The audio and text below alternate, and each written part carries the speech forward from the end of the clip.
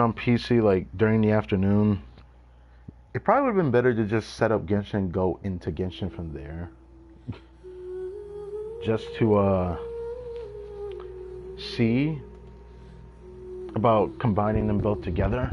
But since I have to do it separate this way, I'm just gonna accept it until I can't do this no more. I'm gonna hate that.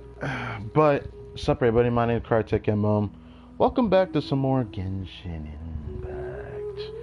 Let's talk a little bit about the special program stream I did earlier today. If y'all haven't seen it, I've already said a lot of my piece in that one, really. Yeah, originally I wanted to buy, but then my mindset changed and said, you know what, I can't get rid of the thought of me getting this girl that I really want. I want Columbina, not just because I like the character, because I just can't pull a Genshin character for that reason. They need to like actually do something, because I like building a lot of characters. But after seeing a video about how good she is, I took the time to see how good the character is overall. What the hold on. Why did this keep happening?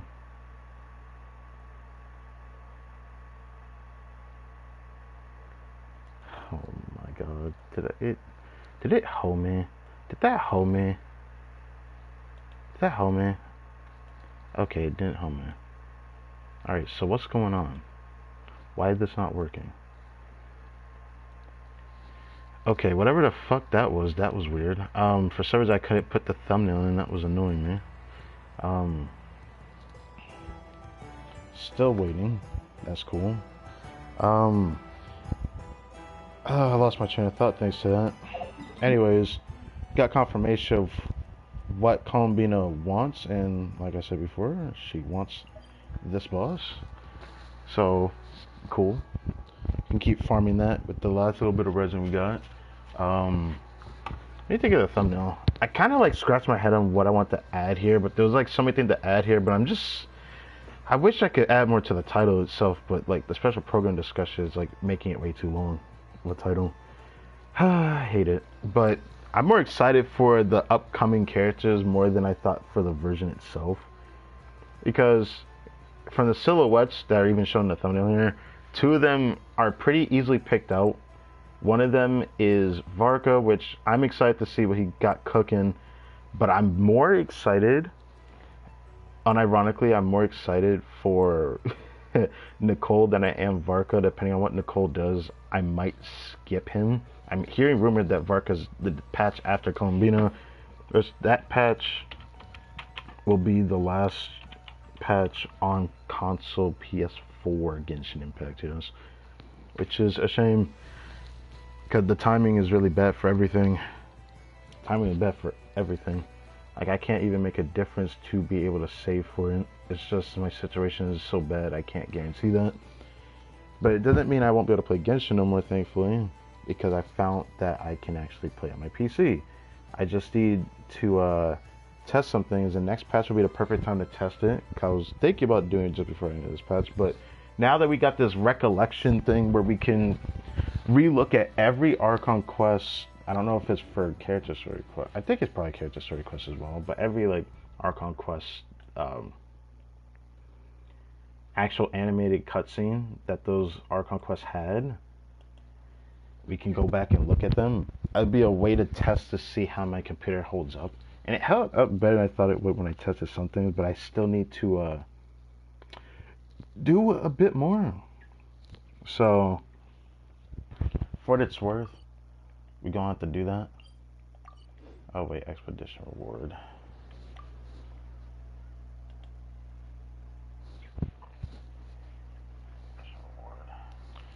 How does the mic sound? I gotta make sure.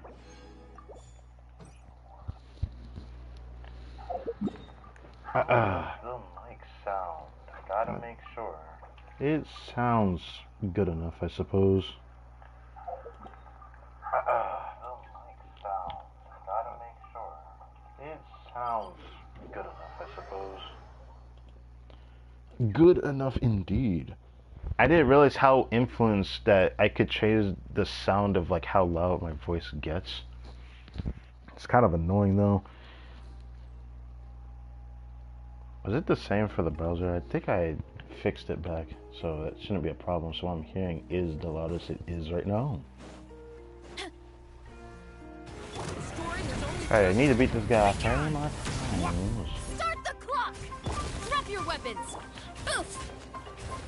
Hero incoming! Yeah! Yeah! Charge! Yeah! Oof!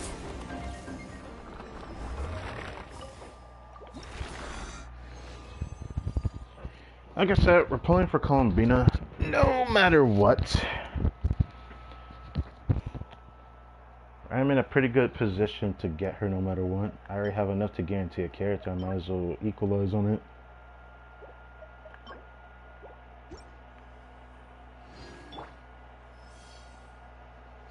The story has only just begun!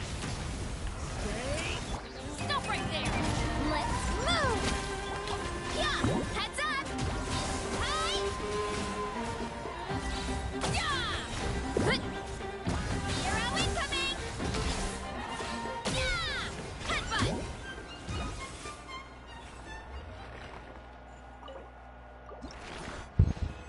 I think we need one more and then we're done. Oh, we need two more. Never mind. I forgot. I need 46 in total. Even if I get 4, it doesn't matter. Yeah. So we need to do 2 more. I thought I only needed to do 3 more. I mean, I forgot. Turning point in space! Watch out!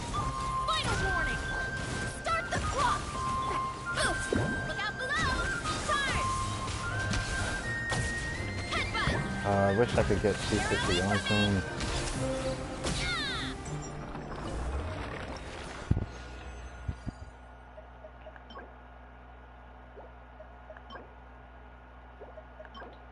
It would be cool to see how good this is if it went all into EM. But nah.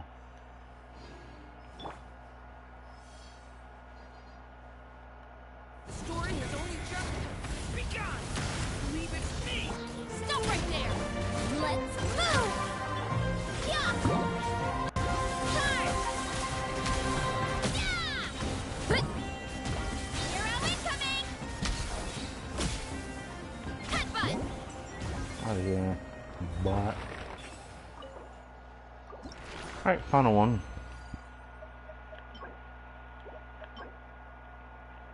Alright, now we got all Columbina's stuff. Now I can focus all into more ley lines for the next several days. It sucks that we get ley line overflow next patch, but I don't really care. We still have the Lieben event that won't appear till next patch, because it's always a week-long event that only appears when you daily log in, which means you have to log in every single day. You're not going to get all the rewards and the extra ones that come after. But oh right, is this for the Mora? Oh yeah, and then we got this that we can do. Basically, that's just the only thing that's going to really happen in this stream. But honestly, I wish that I was already permanently on PC for Genshin and had a decent-ish computer to boot, cause then I could, you know, do more. For what it's worth, right now my computer can still run Genshin, but I don't know how long that will last. So I'm gonna really have to pray. My biggest problem right now is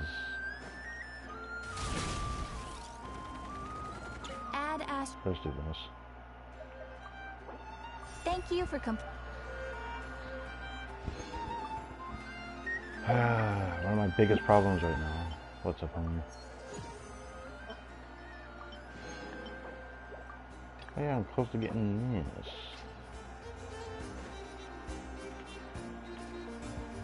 running late again.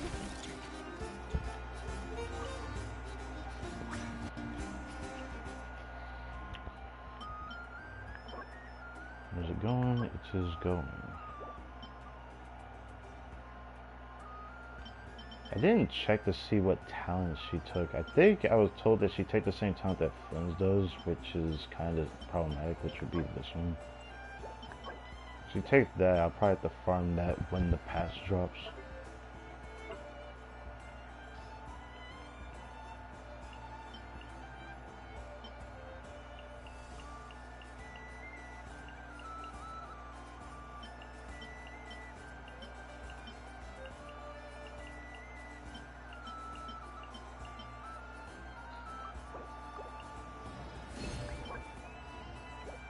I thought I'd try one last...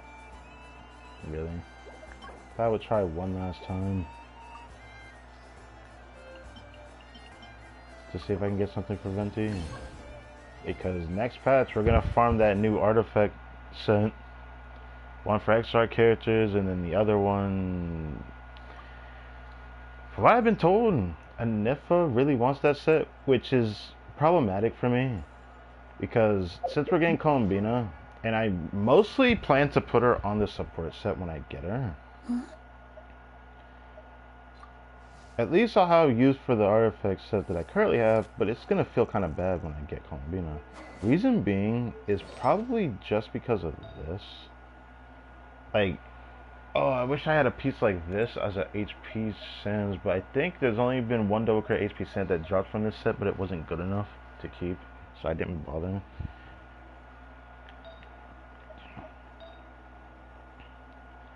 Have a really good crit damage circlet. Columbina has a crit rate ascension, I was told, so... Oh no, that's not good. I don't have any other circlets. Ooh.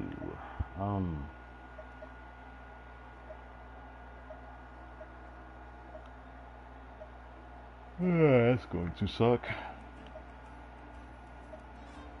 At least I could put that on Columbia, I guess.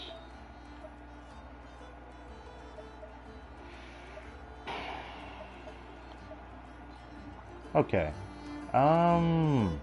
Let's craft an artifact.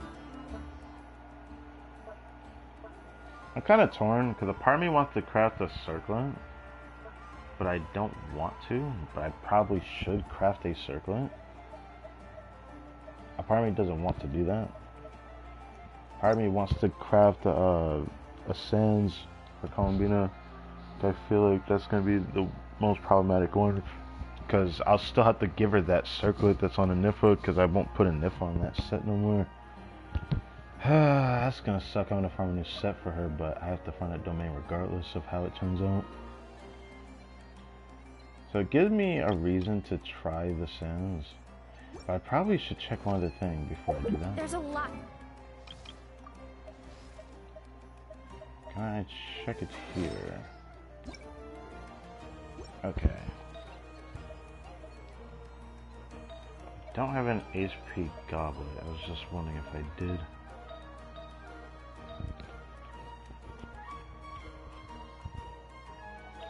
Oh man. So you're gonna be forced to use that circlet regardless, so it doesn't matter. My problem is just probably the Sans. Oh man.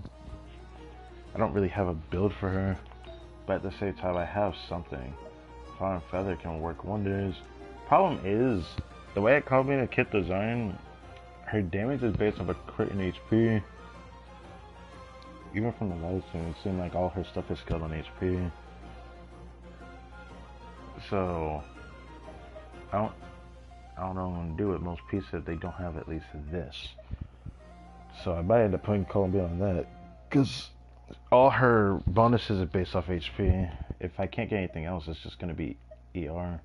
EM doesn't really help her.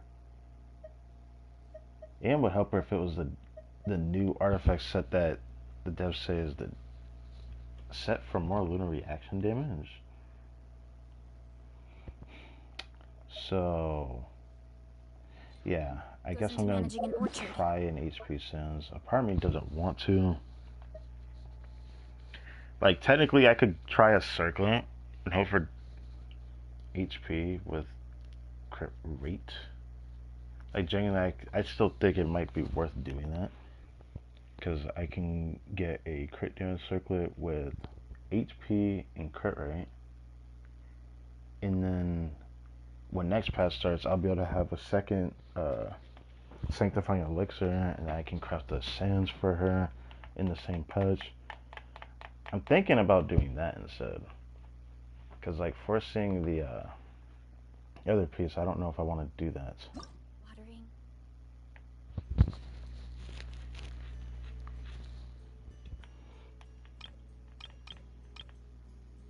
So I'm probably gonna do this.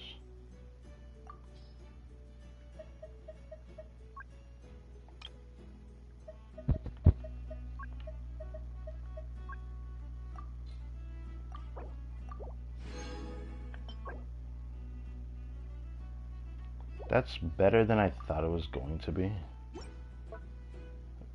So Weeding, fertilizing the soil. it's something.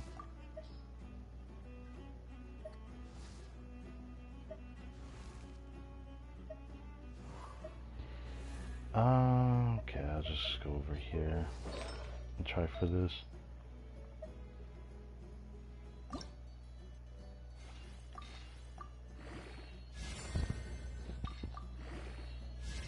I'm like really hoping this ends up being decent enough to use.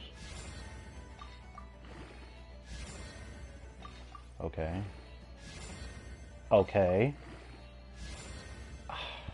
Okay. That's good. That's better than I thought it was going to be. I'll take that. I'll take that. Okay, so 1 HP percent, 10 crit rate. Beautiful. If that last roll was like ER, that'd have been perfect. But I probably shouldn't do this, so it's not that good. I know I'm close to 3 guaranteed crit rolls. I could probably take advantage of that with next patch, because when I get a sanctifying elixir next patch, like right at the beginning, I could craft an HP Sins, and if it doesn't roll well enough, I could use the extra feather that I'm about to get next week, I believe. So I guess there's that. So this should work. It should work. So I'll have her prepared at least, and the goblet can be an HP goblet, because I have pretty good HP goblets.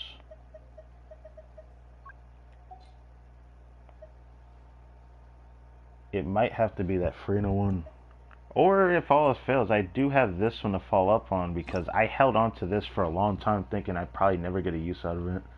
Now I feel like I'm finally going to get a use out of this. Actually, I might give this to her, actually. Because since I now know she has a crit rate ascension, yeah, she's probably going to really like that. The thing that sucks is that I might still steal that from Farina, because Farina's not even supposed to stay on that set. But I did see Columbina. I saw people show that Columbina can be put into a skirt team, just to be used as a support, just to have like tenacity on her. It made me think it might be worth attempting that, because at the very least, I mean, I have a Scoffy A with Farina, so like healing is not a problem. But I just keep thinking about the fact that you could also put Columbine on Protect Amber, and she can heal the team also with that. That team's gonna probably feel pretty comfy. It might end up being my favorite Skirk team even. You don't even have to use Burst on Columbine, you just do Offload Application. It's something I'm definitely gonna have to try. Another team I can't wait to try is probably the Navia team though, for sure. Because it's gonna probably still be better than some of her other teams, but not the greatest. So at least I have something prepared. I'll just put a placeholder on somebody. Who should I put it on? I think he has something. I had planned to build him a little bit, but that just didn't happen.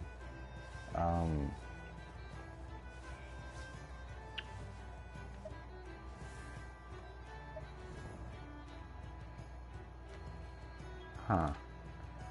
I guess probably it is. I like using it as a placeholder.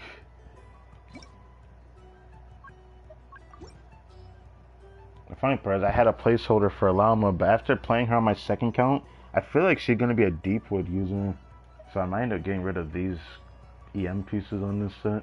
I don't know if I have a use case to keep these.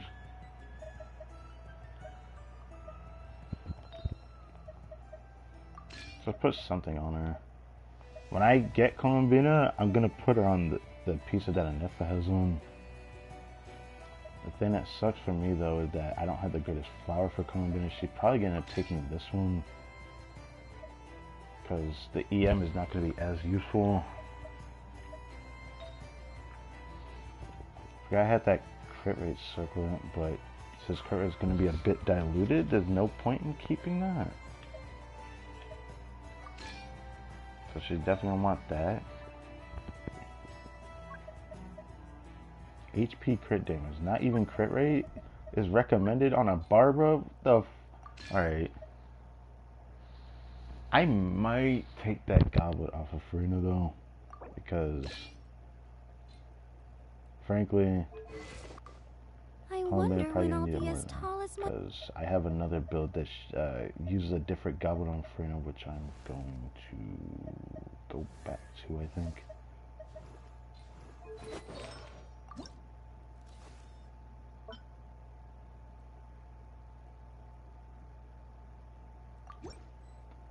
Had her on tenacity for the Skirk team, but even as a journalist, some teams I do feel the impact from it. Well, on the teams that aren't too weak, yeah.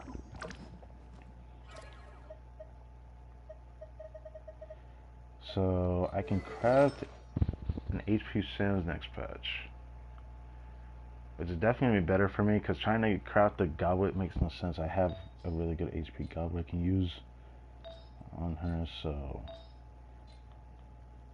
the only thing I wish is if that circlet had ER, but thank God it, you know, rolled well.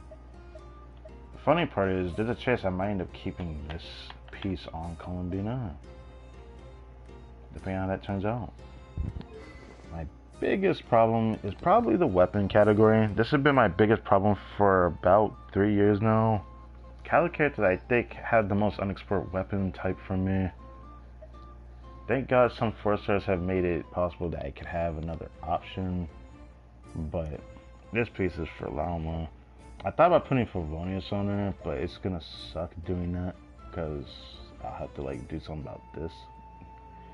I mean, it's fine. I don't know if I want to do that.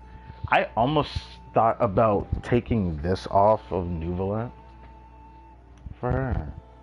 Now, there's this high chance, and I knew this was going to happen, but this might be the first character that I permanently put Prototype Amber on instead of always switching it around. I'm just going to have to pray I can get it enough to get another one day.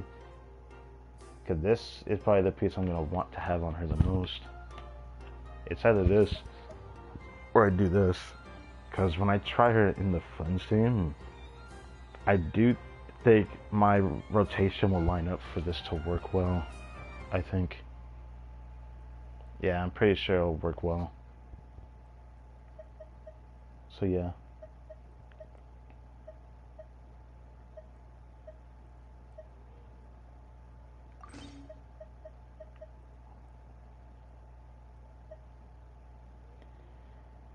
I don't use Kokomi that much for this to matter. So I guess I'll leave her like this for now.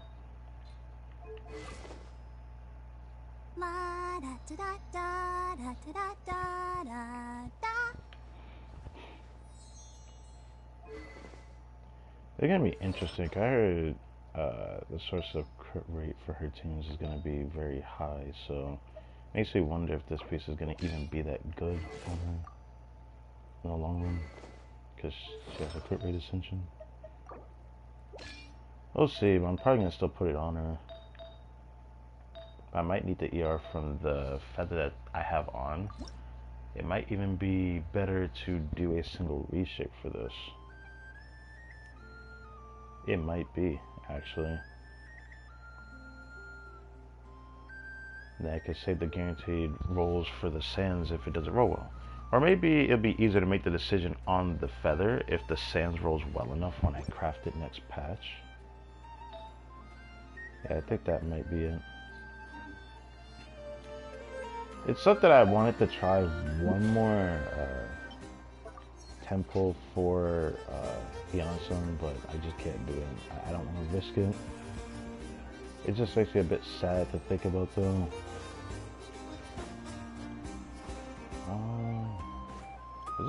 Was it that way? I think it was this way. How about doing this real quick? This is just something that's bugged me for a while. I have this too. I haven't actually looked at like the food items I've gotten over time.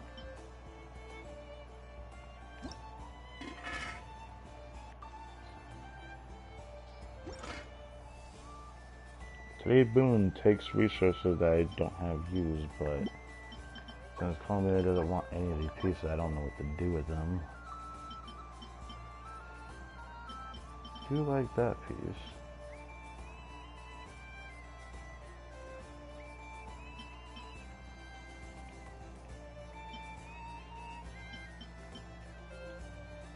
I don't have 5 of those now. Wow, I went through those for real. I didn't think I went through those.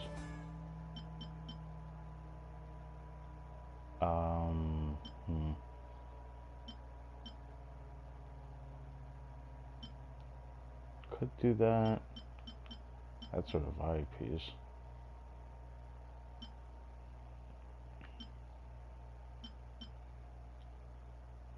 That's what I'm looking for.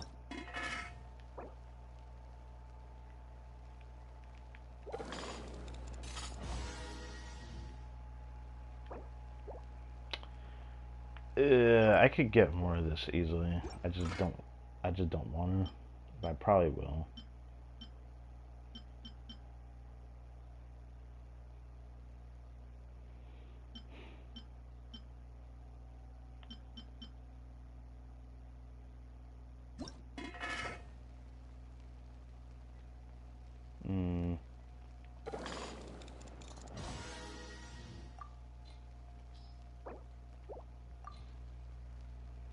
Okay.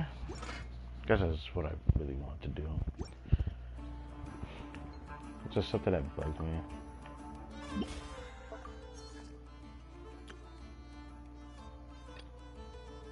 Bruh. Okay. Oh, I didn't know that was still ongoing. Anyways, I have the Saurian Bro thing to do now. And that will be the last thing I do. I'm not sure. I wonder what everyone's thoughts are on Zibai and if they're gonna pull for her. I wonder what their situation is when they pull that character, because between her and Columbia, they're both like characters where it depends on what you have. I feel like it's easier to make the choice for a DPS, but it's still kind of like at least very strange to me, because the situation Columbia has is if you got a non-card character, then her value shoots up a lot. But if you don't have a non-card character, then her value is very not worth it. She really does feel like she's balanced around other support and DPS characters from non-card. And it really sucks because she could have been similar to Farina in a way. But the only thing that she has going for her is the Hydro application. I didn't realize it was skill-based until I had to go back into it. I didn't realize hers is skill-based application with a very long duration. Similar to Farina.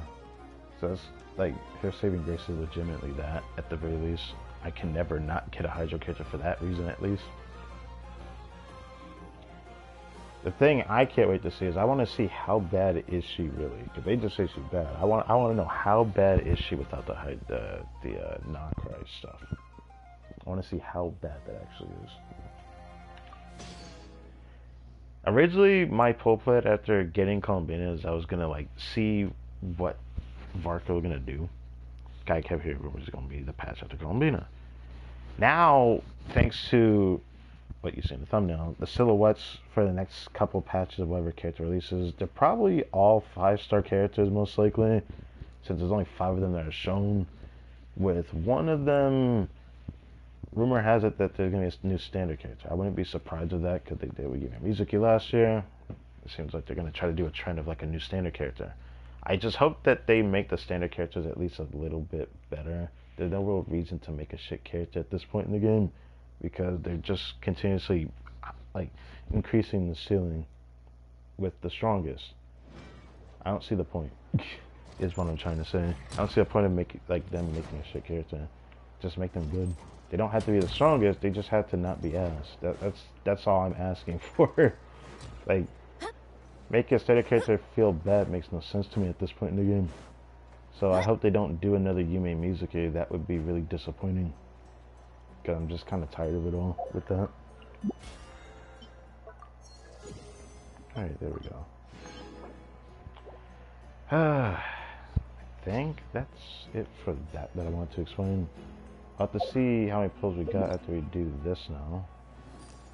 I'm kind of excited to see this again, but at the same time, I didn't like this event that much. I was just surprised that I enjoyed it, was all. So now everything else is available and we can just check this out. Now it seems like it's not random, you have to pick which one you do. And the moon will be great.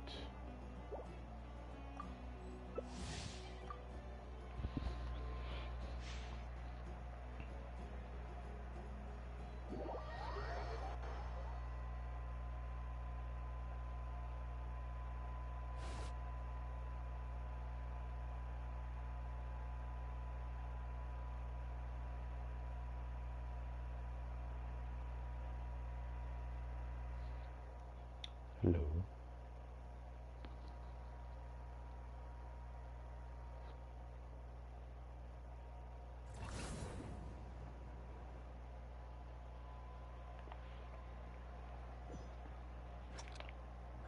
Okay.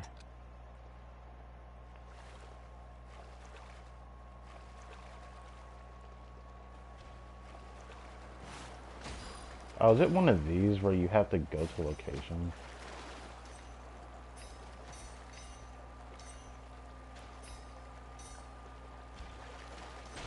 Oh, this guy got everything in. What? Oh my god, okay, I'm ass at this. Ah! Okay, you can jump for it. Okay. I suck at this. Look at this.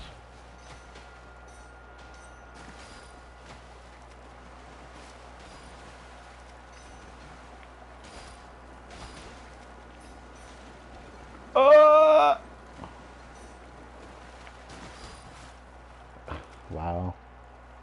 Okay.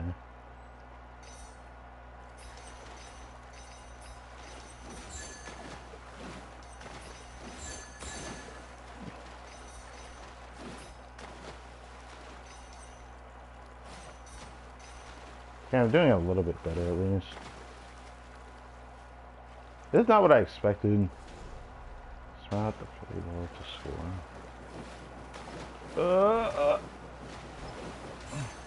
Okay. Ooh. Ooh.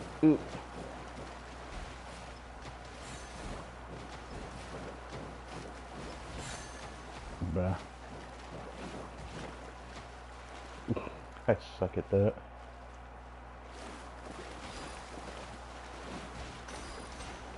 Oh, okay.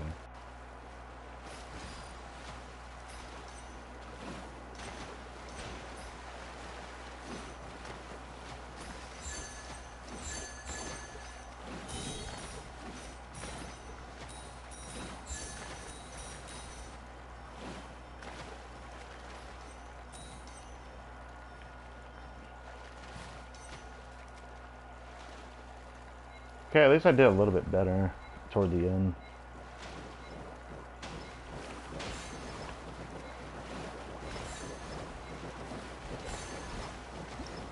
Ah, tried to hit him again, bro. A brave heart completed them. That's us, bro. Okay, it's pretty tame compared to the last event that was like this.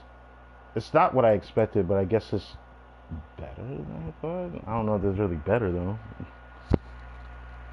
Last time this event was here, it was like they could also disrupt your attacks and attack you, which was similar to like the lance rat that we had last year. That had an event like that. So I thought it was gonna be like that. But if that's what this is like, I guess it's fine.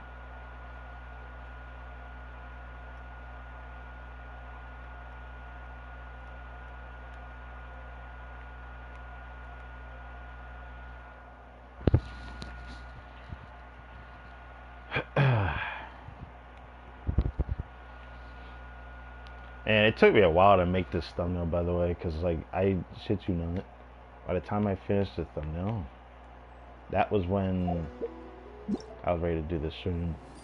I haven't done anything else. I just made this thumbnail for today. Oh, gotta climb around. Oh, so physics subpills will start collapsing. Okay, that's cool.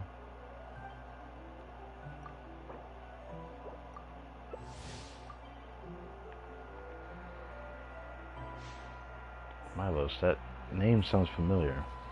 Weird. Like I've played with this person at least once before. It sounds familiar. That and the profile picture looks familiar. Strange.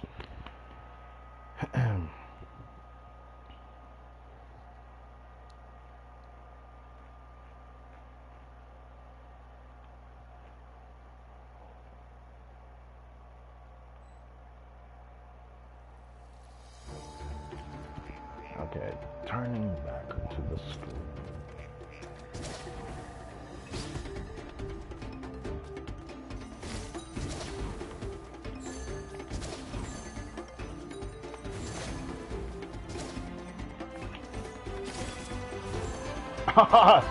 Suck it! Oh,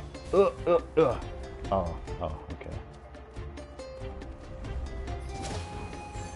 Damn, that was way too much.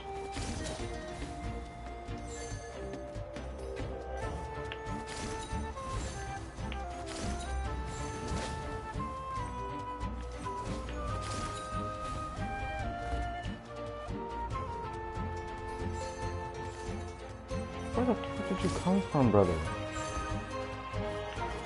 Okay. You know, I get it.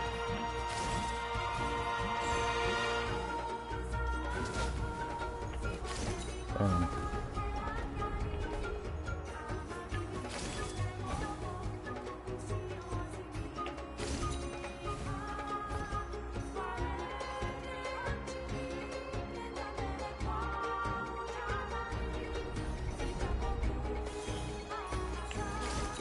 shit. I fucked that up greatly.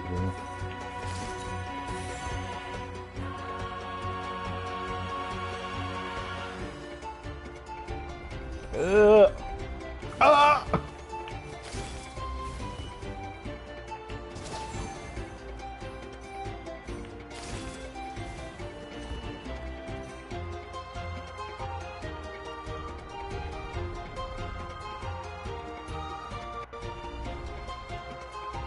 Oh my god.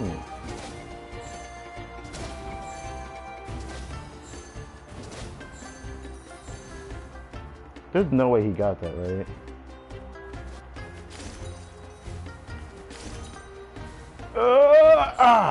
Got it. All that matters. Very tame of the.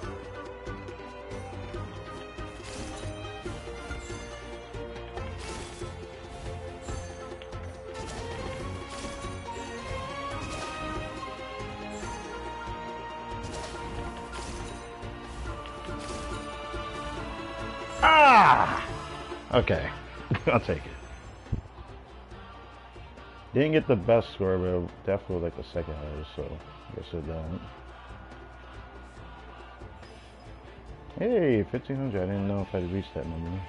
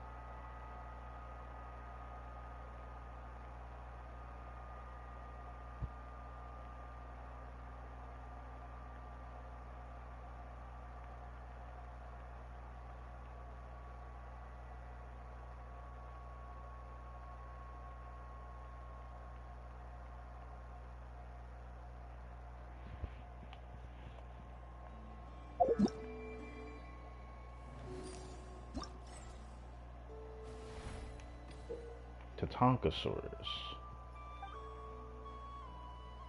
No attack makes a special still generating a force field around itself. The force comes into contact with other Tatankasaurus. It will knock them down, earning you. Oh, I don't like that. Okay. Is that worth chasing after? We'll find out.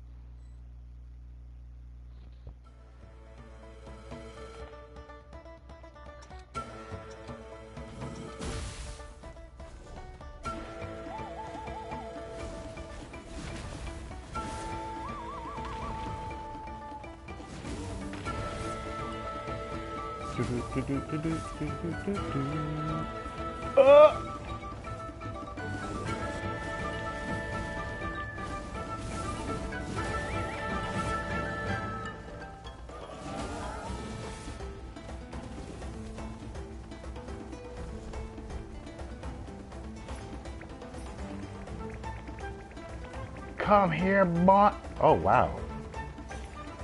Why am I getting so many points? Is it the gold stuff? Come here.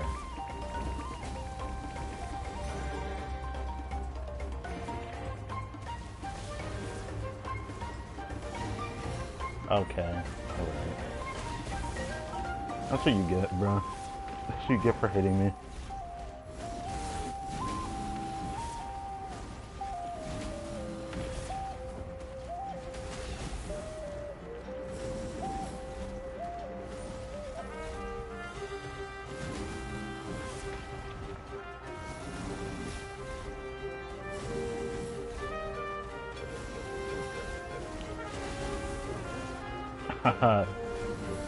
Yes, I'm really good at that.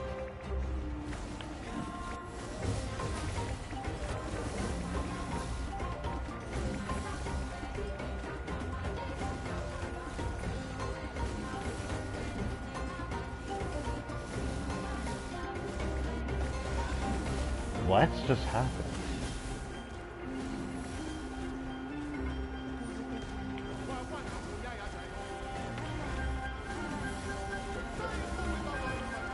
I'm surprised I didn't hit him.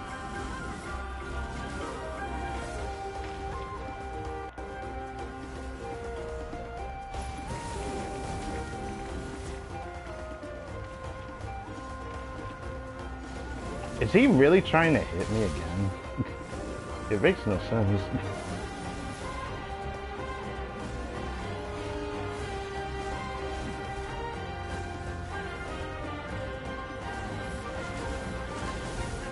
Shut up, all of y'all. So you get. Damn, I'm about to hit that guy too.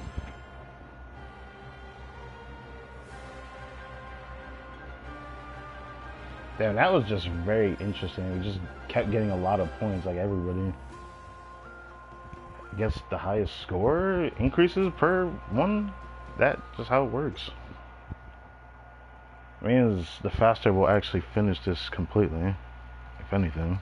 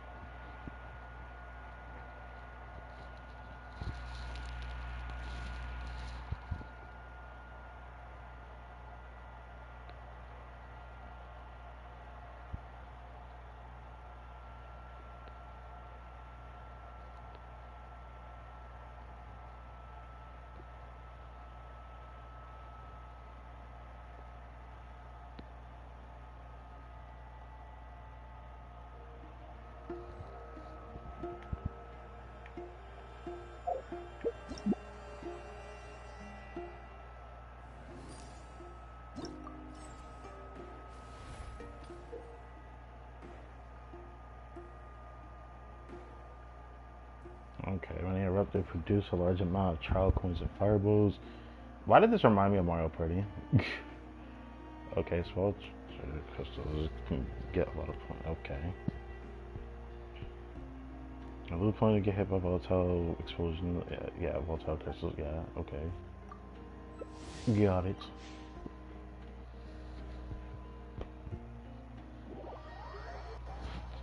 This right here might be enough to get the rest of the points, so I won't have to do an extra one. It kind of depends on how well I perform, though. And since all this is like performance points based, which is not really my favorite thing in co-op events, but it seems like there isn't too many things that can actually disrupt you. I guess the Tatankasaurus one where you can actually like impede on somebody by hitting them helps.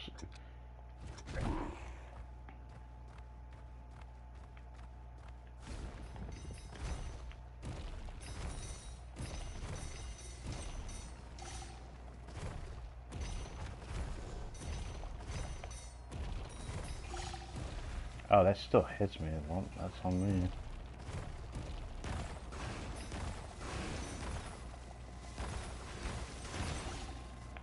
That helped? I guess it did. Am I climbing something? Oh my god.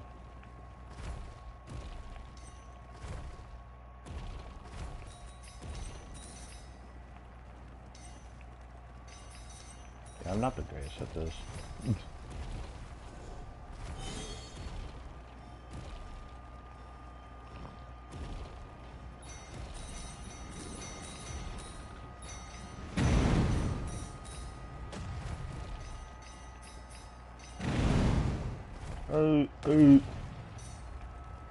Bruh.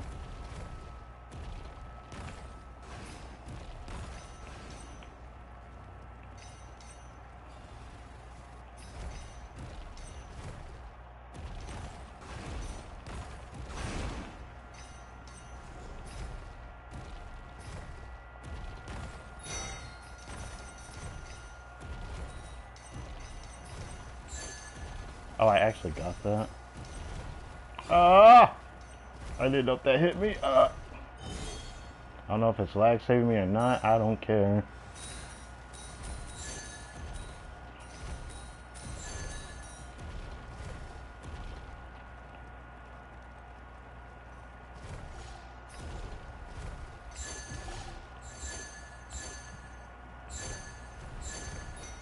Did I get that or no? It feels like I didn't get that.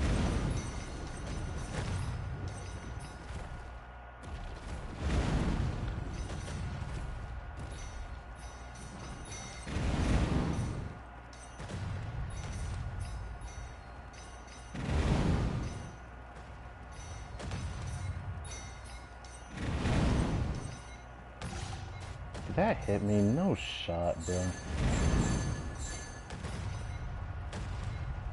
I got hold. Whatever. Sheriff Foot got hit by fireballs or volatile crystal no more than 3. Damn. Well, we have to do one more now. Yippee. We're off by like 300 or so. Something like that.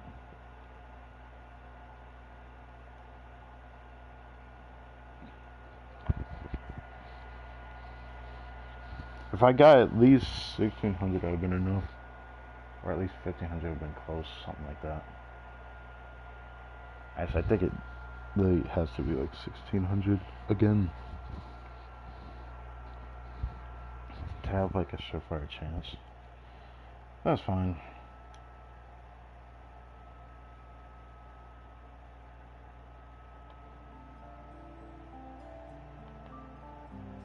Oh, the ping is fluctuating a lot. Ping is not always normally this high. Yeah, okay, it was like 300. 370 to be exact.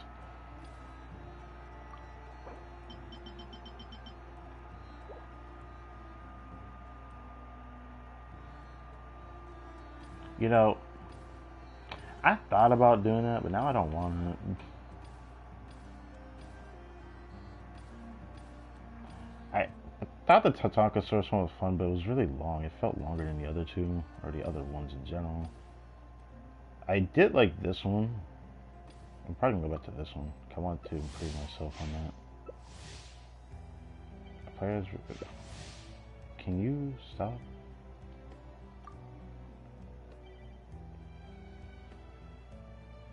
Oh, okay. That's annoying. Jesus Christ.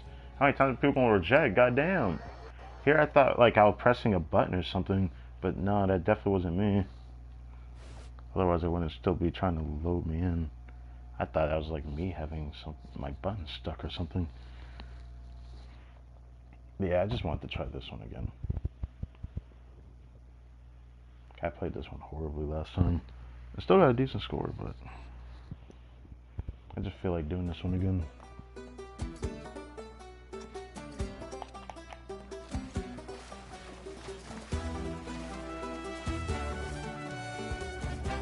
Why did that cycle get to go first?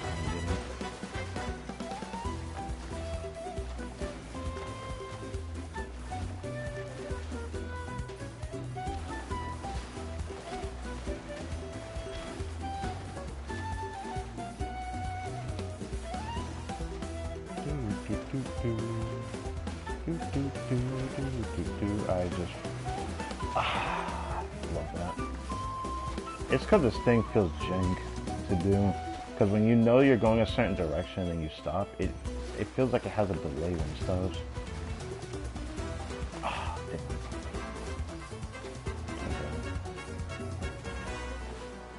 Kind of reminds me of Mawika's life, actually, the way this feels. It just feels jank.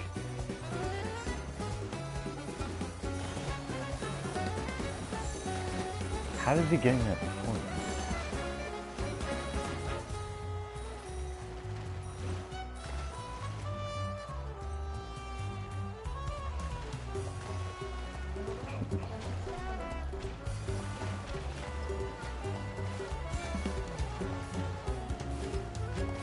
Huh?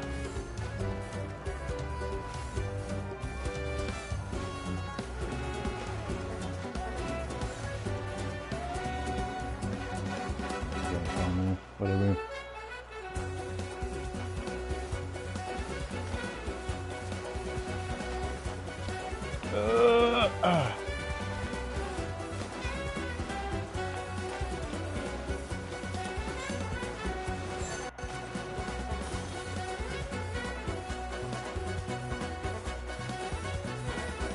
Could have gotten that corner.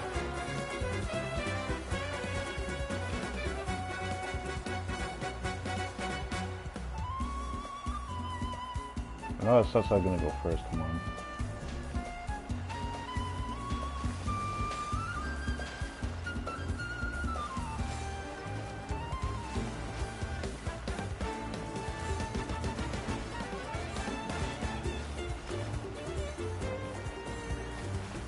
I'm getting held. Whatever. Caught the most bubbly balls. I guess that's better than what I had before. A brave heart completely missed. Cool.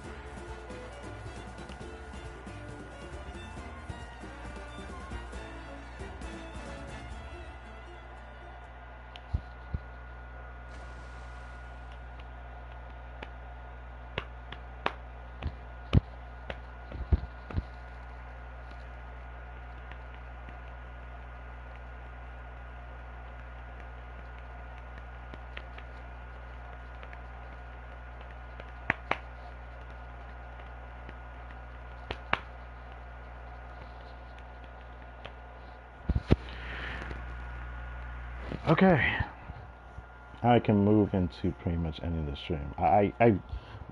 Look, I would do snow trails, but I just cannot. I just can't do it. I can't bring myself to do it for some reason. It's just how it's gonna be. So, yeah. Thank you guys for watching this video. Hope you guys enjoyed. Honestly, I've said pretty much all the things I really wanted to say in the actual live stream reaction I did earlier in the afternoon. So Yeah.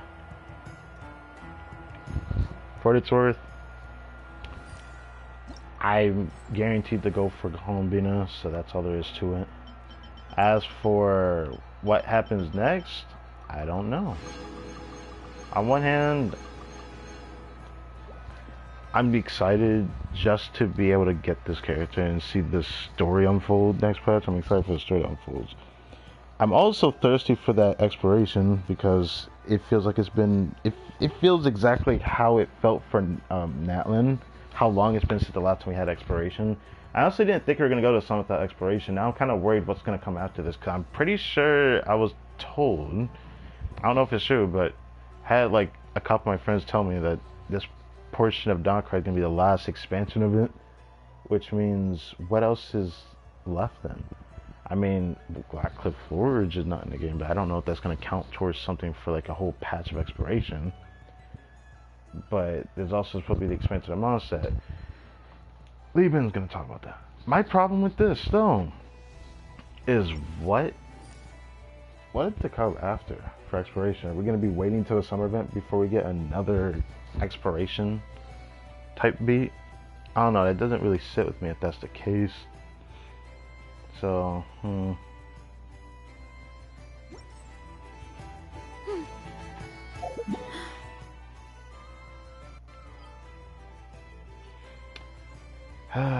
Originally my plan was to go for Columbian and get Llama on a rerun, just because I want to at least get this off my screen. But yeah.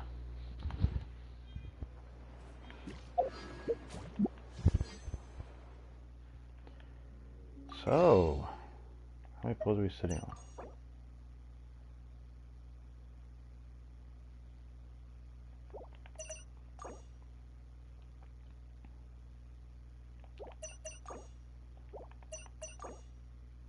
$59 poles. That's what it looks like. 59 poles. And a guarantee. 34 pity. Makes me want to try to splurge on here, but I don't feel like wasting all my pulls just for a chance at the weapon banner. And then be like, yeah, I could grind to get Columbina. Technically, that probably is the situation I'm probably in, and maybe I could try the weapon banner, but I don't want to do that. It just sucks that I have like an urge to try to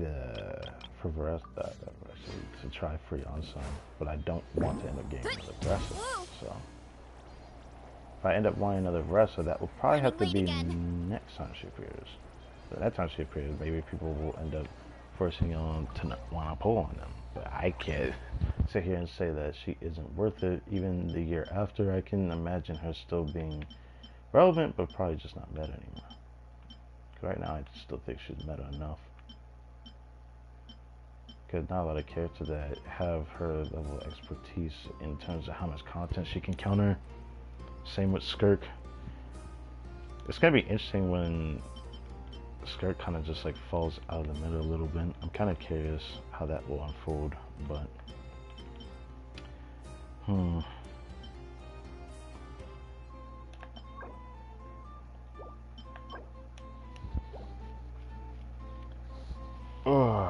honestly, it doesn't really matter if I have a lot of these, because pretty sure next patch all the new characters are going to take like, they're gonna need weekly match from the new weekly boss, so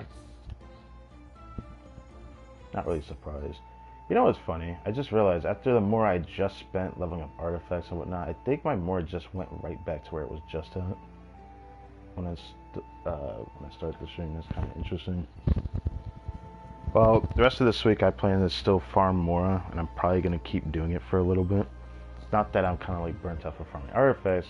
I'm just kind of waiting for an artifact domain to farm because I don't feel like spending more for Durn, or spending more just a strongbox for Venti. And I don't want to farm this domain no more because I feel like I'm wasting my luck in here. I got so many good pieces from the support set The game knows who the DPS is in the team, but like, I did want to at least make him more adequate enough. Because my plan with Columbina for the Nocry show content is that if I need 2 different Nocry teams for something, for some reason, it'd be nice to have Columbina at least alleviate my problems. But I actually am a bit worried about how bad Columbina is in some teams. I still need to see how well she works with Flynn's though. I want to see how bad it really is in game. I don't want to keep saying it's not that good. I want to see how bad it is without a Nifa using Flynn's. The only problem would just be sustain. I just want to see what the damage looks like. As for his build, I remember I gave him 4 guaranteed crit rolls on this. Speaking of the 4 guaranteed crit rolls, I think that's where I'm sitting on my second account. I wonder what's going to happen with that. But I still want to reroll this, genuinely.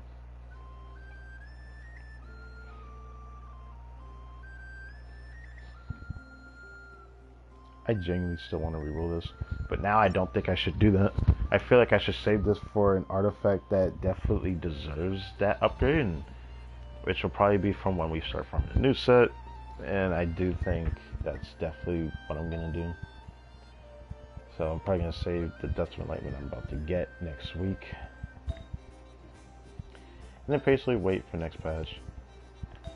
For plans for Genshin next week, it's going to be interesting. Saturday, Sunday is Blue Archive. Speaking of that, I need to get on this, so I'll need to finish this up here. I have a really long stream tomorrow, so I'm wondering if I should start during the daytime. I actually don't know if I want to start like around the evening like I usually do, but there's some things I need to finish up, so I don't know. I'll take a look at that. So I plan to upload at least a bit earlier than I usually do. I just don't know when, but I'm gonna make sure I do. Saturday and Sunday is Blue Archive. That's gonna be my focus. Monday is, I just want to do a stream of me actually seeing and meeting Lieben. I don't know what I'll do in that stream. It might just be a nothing burger of a stream, but I just want to do it on stream because it feels weird not actually putting it as a live stream to look back at for Lieben. Usually I don't do a stream when Lieben appears because usually he doesn't have anything much to say. And when he has something to say, I just see a video on it because some people kind of digest some of the things he says and relates it to some of the lore and stuff, because sometimes he has something to say about the next region and then it ends up having some kind of lore implication. I don't know.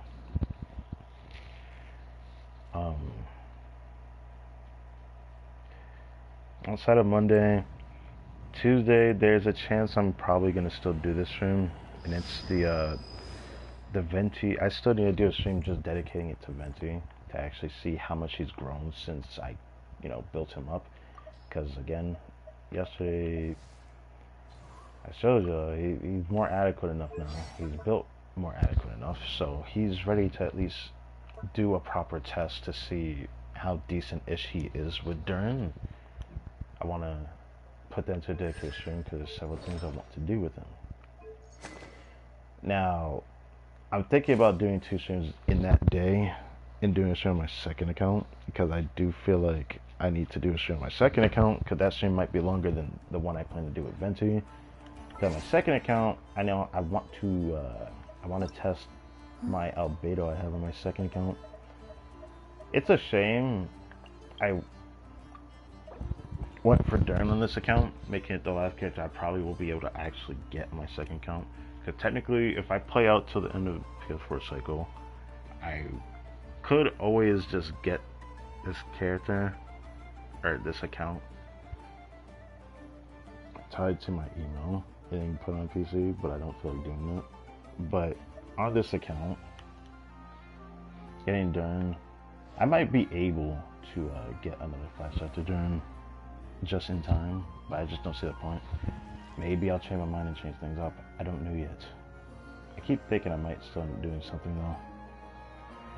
I don't know if I want to dedicate to this account anymore though, because next patch we get new skins for Traveler and Lumine, which is so exciting. They even get base buffs to their kits, and I can't wait to just like mess around with Power Traveler just a tad bit, because it feels like it might make him like a bit better at what he already currently does. If your charge I do a decent enough damage means it might be fun to melt or vape with it. I need to see if that's good or not. I don't know. I'm way too curious to see if Traveler is like actually more adequate DPS or not. I gotta see it, bro. I'm definitely gonna mess around with that. As for this account, I don't know if I'll care about showing the skin, because I've already showed it in the live stream when I showed it earlier today. I don't really like the way Lumina's skin looks. It looked like they did a color swap, which I didn't pay attention to that part. I just haven't seen Lumine enough to pay attention to her outfit, but I didn't realize that they did a color swap when they did their actual skin change. It's just really nice that Ethan and Lumine get a new skin, and I'm probably gonna permanently have that bit on Ether because his skin just looks so good. It looks so good for what it's worth. It looks better than I thought it was gonna be. I thought it was gonna be more boring looking, but yeah. There's some people that said it could have been better. The main skin definitely could have been better. And Ether skin, I argue, while I do like it, it also could be better because it doesn't feel as good as like some of the actual skins that are in the game for her. You know? But there's obviously more they could do with said skins.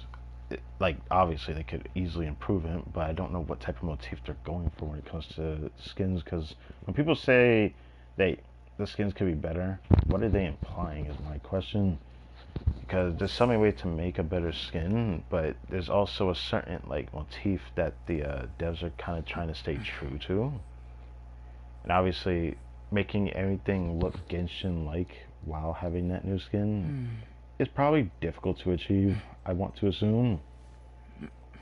So I wonder what people want to see when they talk about skins, because the skins I'd be seeing from like people doing animated short, or not animated short, but doing like shorts on YouTube and showing like what skin they could create.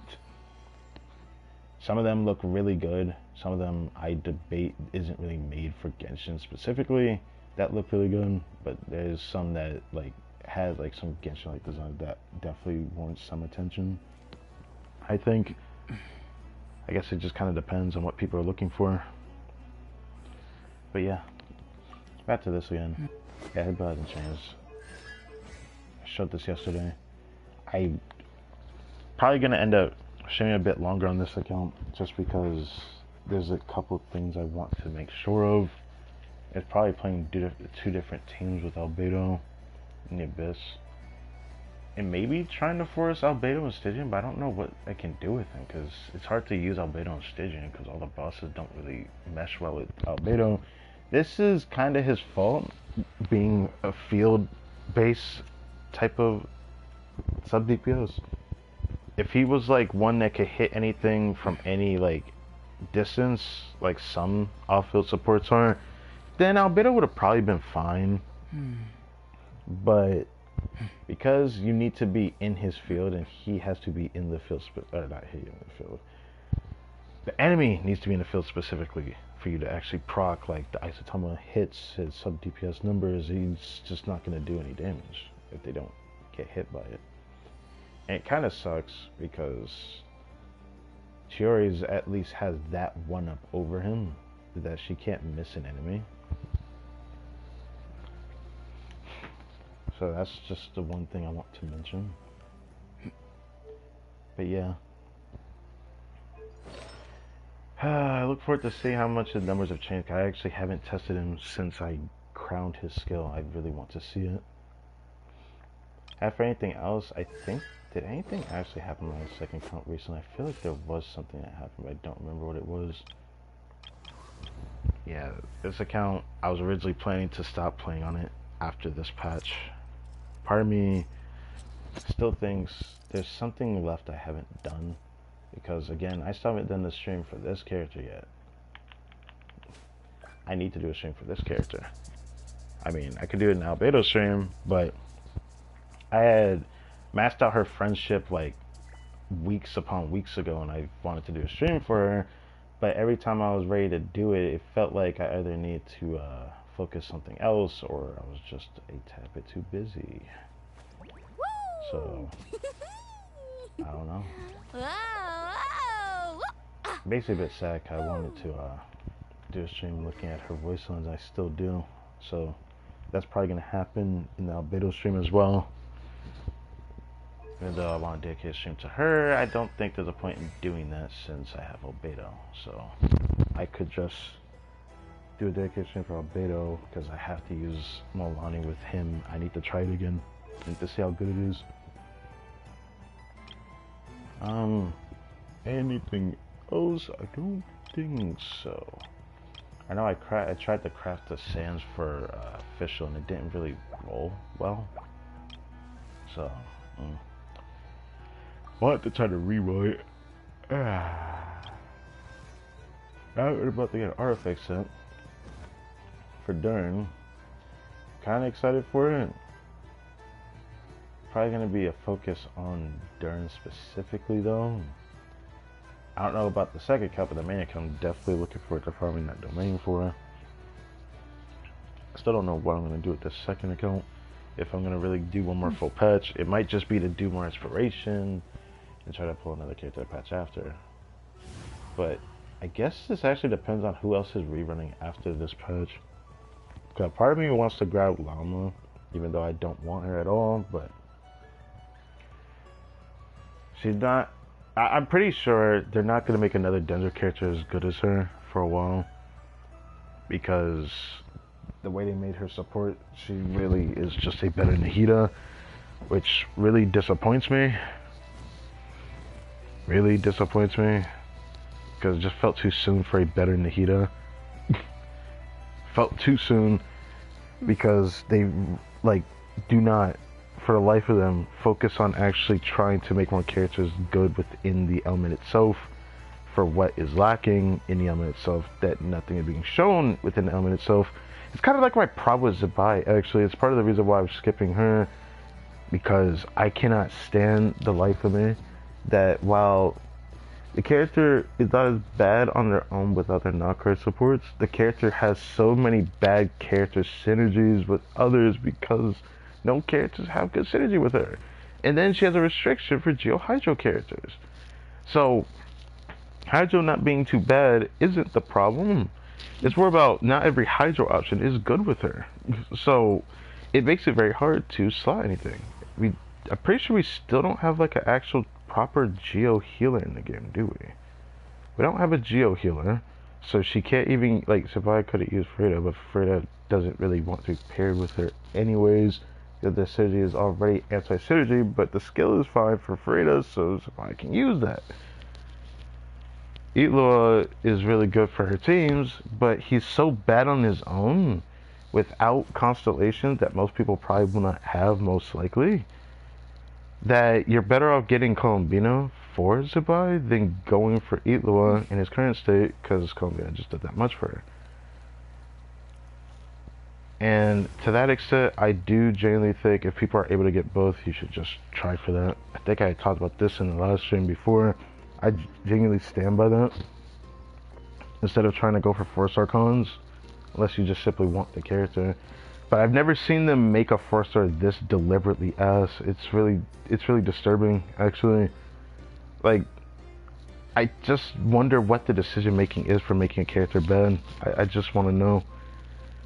Making them bad without high cons is one thing, but like, they made him so deliberately bad that, like, I just don't understand. It's worse than Farazan even. It's just like, even at like low constellation Farazan, you can at least use the fucking character. Itlua, even like with, you could even have C5 Itlua, and I still say he's worse than just getting Colombina for her teams. It's just like, I cannot believe how bad it is. I don't know why. The support needs a support to support. Like, that's actually what Colombina is, but Itlua, he needs more help. I find that so concerning because he's not like a super good support or anything. He's just okay, and that's only at C6. I don't understand that. That literally is what turned me off from Zibai. I'm really saddened by that because I really wanted to get her because Geo as a whole still sucks donkey nuts 5 years into the game. I do not care about this Shilin that is good. I don't care about the baseline of Kachina that's good with an artifact set. I don't care that this character does sub TBS numbers but does no support for the team, so therefore not the greatest. The only thing that really stands out to me would be Shilin and Navia. I can now say with Hexrai Resonance, Albedo, and then that's it. The rest of the Geocast sucks. It does not matter if you can make them work with super high investment like Noelle. It does not matter if you could do that with Ningguang. It does not matter because Girl's kid is still ass even at C6. Ito has decent-ish cons that make him at least not feel bad if you were to get them because you can get them from the free cons event now, so there's that. But he's still pretty bad even at C6 nowadays because that's just how bad his cons were back then. It just is what it is. What can you do? Time sucks for some characters, but honestly the devs could have been much nicer with the Inazuma cast because every Inazuma character doesn't have good constellation investment, so it doesn't really matter. Every single one of them, even though Kazuo came out before Inazuma, I'd even go as far to say him too because people overrated his cons to begin with. But who am I to say? Jail as an element still overall is still kind of bad. They just don't have like a great character for it. Zibai is like the closest we've gotten to like a great character. And I want to say since Shonen and or Navia being, you know, better than what I give her credit for. Shiori just ended up mid, but she's not bad. Albedo, I think when he released, I think he was just okay, but I don't think people paid much heed to it over time. So you could even go as far as say as he was just bad. He had a bad future because, you know, his pillar or his, you know, construct would always get destroyed. The same problem with Zhongli currently, and I've already started seeing people say Zhongli is a good slot for Zibai to use because Zibai just kind of doesn't have good options, which is pretty funny because all her geo options are not good for her. Every single one of these characters, except for Zhongli, is good or bad for her. And it's like, what the fuck? It's just, what the fuck? Like, what am I supposed to say to this, bruh? I saw them in the live stream use Albedo with Zibai, but you don't want to play Hexray with her, so you're kind of screwed depending on what your team composition is. Like, technically you could do, like, Zibai, Albedo, Colombina, Dern, and it probably will work. But it's just one of the many sustainless teams that I would not recommend people playing if they played it. Girl can work with her at C6. His healing sucks ass, but this character is worse than Eatlaw at C6, if Eatlaw is C6, but is also not the greatest with her either. It is what it is. I'll feel the Dohanko synergy with her, of course. And the Natlan cast can't buff lunar reactions, so they're just therefore bad by default, including the Red Shredder Shilinen, because Shilinen has anti-synergy with more than one Geo character in the team. So you're stuck with Chiori, which is probably one of the only other options outside of Zhongli. I'm pretty sure. But the problem is with Chiori. Actually, no. The problem with Chiori isn't as much of a problem anymore because I've watched a video explaining what the Lunar Crystallize does. Now that I know that Lunar Crystallize creates a construct at a default through the reaction, Chiori's not as bad. So I guess she is the only other option that I would say is good with Zibai. It's just these two. Both 5 stars. Both characters that most likely people don't have. Likely. Most people have Zhongli, depending on how old your account is. But not a lot of people have this character. There's probably a good amount of people that have her, but you know, yeah, Geocast it's just really bad for this release of a character. Obviously, we shouldn't dictate the release of the character of their actual final strength, because they're always starting to make more supports for the teams in the future after. But Sabai's teams is like what I have a problem with Nefer's teams. I don't see it getting better. The reason why is because the support themselves should have been what it needed. Llama should have had the C1 healing in her base kit, and you know, nerf her strength overall as a result to compensate the healing, because otherwise you need a sustain. These characters don't have like good sustain, so most people are probably not going to play these teams, and these teams are going to be weaker than they are at default because of it as a result. And it's like it makes me want to go on a tangent because it's crazy to remember this. I think there was something I wanted to say in the live stream.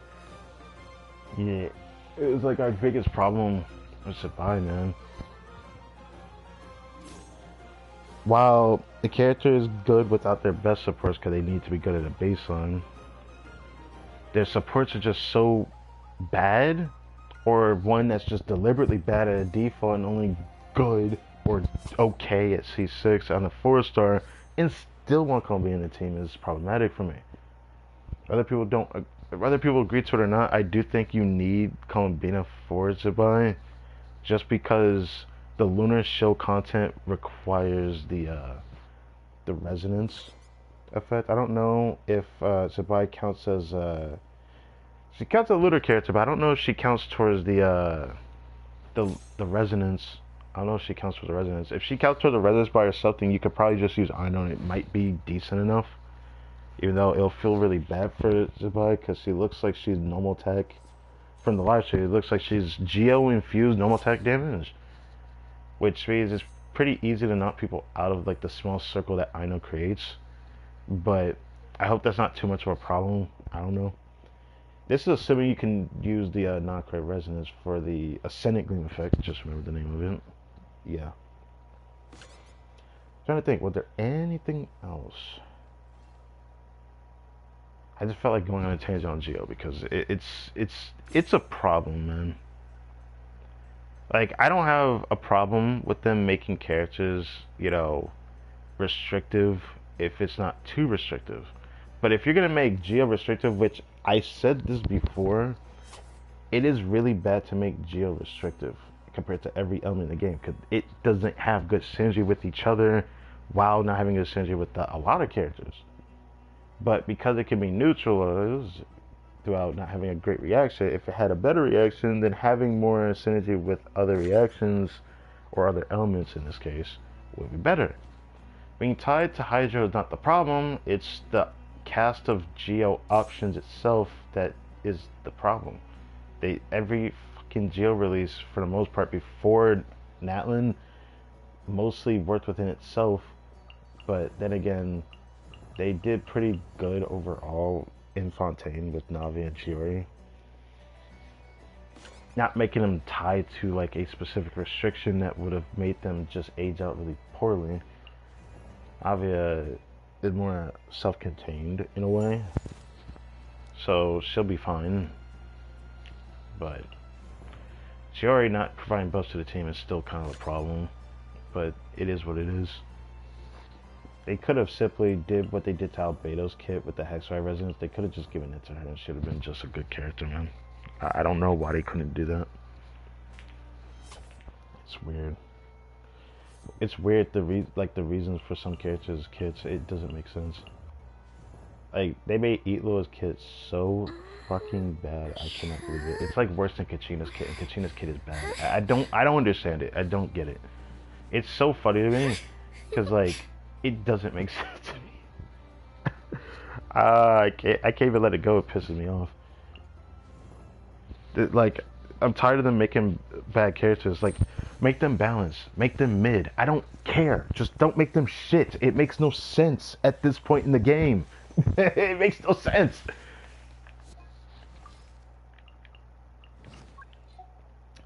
Did I forget to mention the Hydrocast doesn't have good synergy with Zibai? I know, if assuming that you can do the Ascendant Gleam effect with Zibai, then I know it's probably gonna be your only option. But if she can't do Ascendant Gleam and you have like Columbine in the team, I don't know if you need a second Hydro, but I've saw teams that want a second Hydro. If you actually, I don't know. I wish that Columbia by herself could have provided Ascendant Gleam. It would make things much more interesting for her, but there's so many problems I wish to address when it comes to Columbina. But teams I would do it if I would probably have Dahlia in the team because it's just nice to have, even though he doesn't do anything. Siege Ring doesn't have good synergy with Sabai, but you could try to do it. Freyna doesn't have good synergy with Sabai, but you probably don't want to try to do it actually. She has no healing options in her teams because she wants Geo or her kit doesn't work. So no Geo healer, you're fucked. You could actually throw Neil in the team, and her Hydro Ring would probably be enough application for Geo Crystallize or Lunar Crystallize. Yeah, I think Candace just barely works at C6. I don't know if it's good enough though. It's probably worse than I know by a long shot. So doing it as like a second Hydro option, I don't know, maybe. I don't know, maybe. I don't know. I won't know until I see people test it. Yelan is a worse Farina, therefore not the greatest option, but if you were able to use two Hydros in the team, if you don't have or can't get Colombian or don't want Colombian, you had to force like a Hydro, you're going to be forced to use Ino. You're probably going to want a second Hydro, and maybe Yelan is a good second Hydro. My biggest problem is that she doesn't have healer options, so you might end up wanting Kokomi in the team, but Kokomi has bad synergy with her. Because cooldowns is a problem. Mona doesn't have good synergy with her. Shainstro doesn't have good synergy with her. You can do it, but she doesn't have good synergy with her. Barbara is even worse than I would have originally guessed for her, because the Hydro Ring has such a long cooldown. So, yeah, Zabai's kind of looking weird. I did not like this. It was like the same problem I had with Nefer and Llama team, because my problem with Denjo is that they refuse to make characters that synergize with the other types of reactions within the same element that they still is unexplored 3 years later. Bruh. It's cool that we got a character that wants to play in Burning, but we don't have like a Burning based team palette that makes people want to play Burning, because there's no support for Burning. Just a support that wants to play in Burning for her damage, but not a support to make Burning decent. If there was something like that, that would have been great, but not towards like buffing the team based on Burning. Not like, I'm not asking for a Chevrus, I am asking for an Escafe level support for a underutilized reaction. I want that for spread and aggravate. But what they did is they created a better Nahida that wasn't warranted in the current state of the game, because Hyperbloom is still prevalent, but just not OP or super meta or whatever anymore. That's fine. I get that. It's not the greatest anymore. But there was people that really complained that this was warranted. I'm just like, yet? I feel like a character like this would probably need it eventually, because Nahida didn't do enough on her own to begin with when she came out. Like, she did a lot for the element, but she didn't do enough in my opinion. I still stand by that with the way her burst works. But I should say even as far as her skill works. But I'm going to address the part of the problem I had with Nahida. But the other problem is a bit interesting. While this character provides red shred and all that, the Lunar Bloom reaction is a problem I have just a little bit of a tinge of a problem with. Because the way it's designed, it only works internally with any character that works within it, which is a big problem. So while this character will end up being good for, you know, the actual Bloom-based teams, she isn't going to be good with other reactions within Dendro, because she does not buff it or do any damage for herself in those teams, because she wants Lunar Bloom, which really sucks. Because, like, I saw that Alhaitham technically did get a stronger team with Lalma, which tempted me to get her. But I just did not like the type of team that exists with Lalma. I don't like it. It just upsets me. It's really, really, really upsetting. It's fine for now. I said that before with Lalma, but now that they've done this before making a better spread in aggravate support, now they have to do it. If they don't do it, I'm gonna get very vocal about it now, because there's really no other reason to make a Dendro character if you're not gonna do it at this point. They decide to do more bloom based stuff upon bloom based stuff upon bloom based stuff after doing burning. Burning wasn't great. Healing support is nice. Shielder didn't age very well, to be honest, but what can you say? What can you do is Shielder. Bloom based character just wasn't great. This guy aged out pretty badly, but he lasted longer. I give him credit for it. That's what I liked about Haytham when I played him. He's still useful within the content if you need Dendro. Now that they made a boss for it, he's felt pretty decent again. He probably feel better with Llama though. I like to test it myself, but I'm still agitated by this character. I cannot believe how bad this character affected Dendro as an element. Because they made a character like this, it's a problem for whatever they decide to do with Dendro after this. If they decide to still not make a spread aggravate support that wants to be played in Dendro or is a Dendro character, there's literally just no reason to make another Dendro character. It just isn't. Yaya getting a new skin next patch. She wants to be played in Bloom Basing because her average teams with her is just not worth it. Hida's kit works better in Bloom Basings, but she could be decent in aggravate with her spread damage, but not in spread, which is a thing I wanted Llama to address, but you know, no. This guy likes doing a lot of spread while having Hyperbloom as like a secondary thing, but he likes more spread, so he's not as strong as I feel like he could possibly be. Tainari didn't feel that strong on his release to begin with, because standard, but his kit is better than people give him credit for. And now if people can get his C6, like my second account, he feels pretty decent. The thing that sucks is that he could be better than decent. He could be better than decent. He would have been better than decent if, you know, he had a proper support, because Dendro still does not have good supports within their niche of reactions. I find that so weird. Because when Tainari came out, and then Alhaitham after, Alhaitham, his kit works pretty well within spread for his damage, but he likes being played in Hyperbloom. Tainari could be played in Hyperbloom, but he plays better in spread. You mix the two together, they could play pretty well in like a Quickbloom team. And my problem with this is that this Quickbloom team is still underutilized and still has potential to get better in the future. It still does.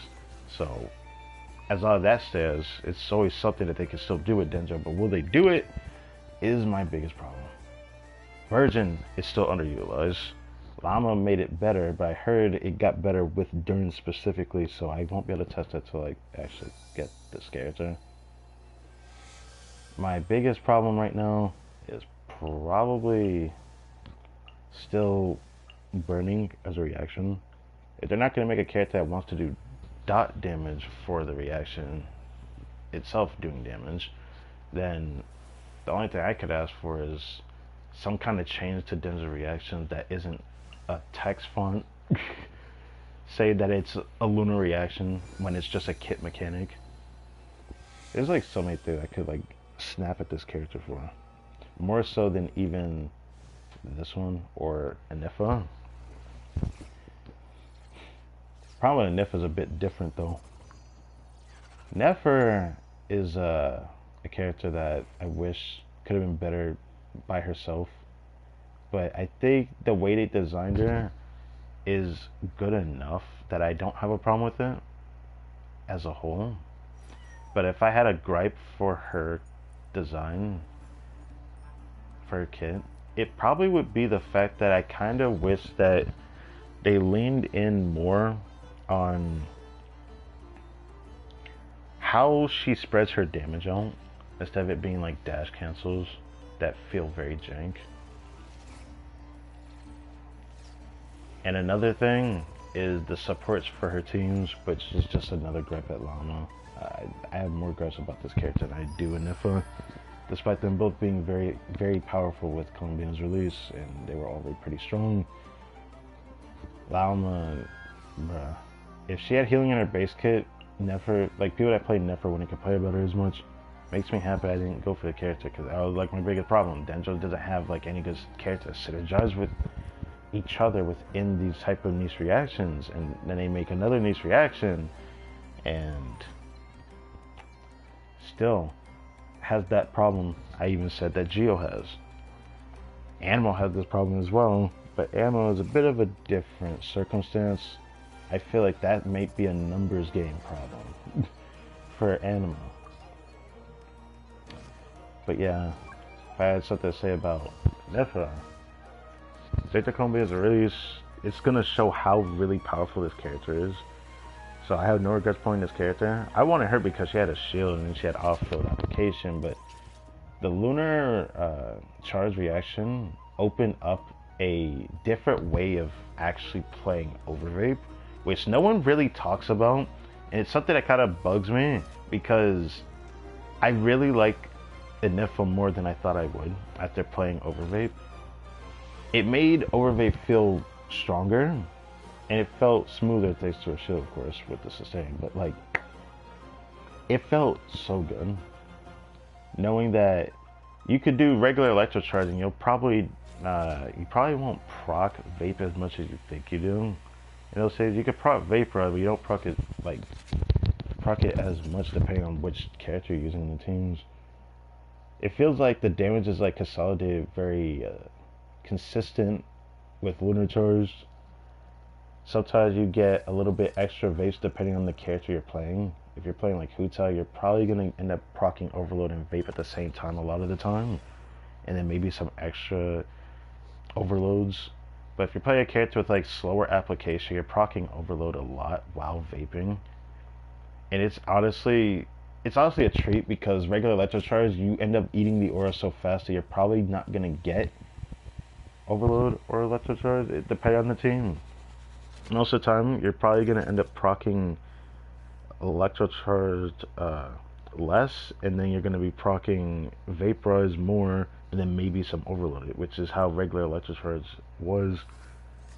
I only say this because it's something I paid attention to a lot when I tried Electrocharge teams with Official in the past, because I thought those teams were fun at first, but it felt like underutilized, and Anifa made me see that in a different light after playing it with her.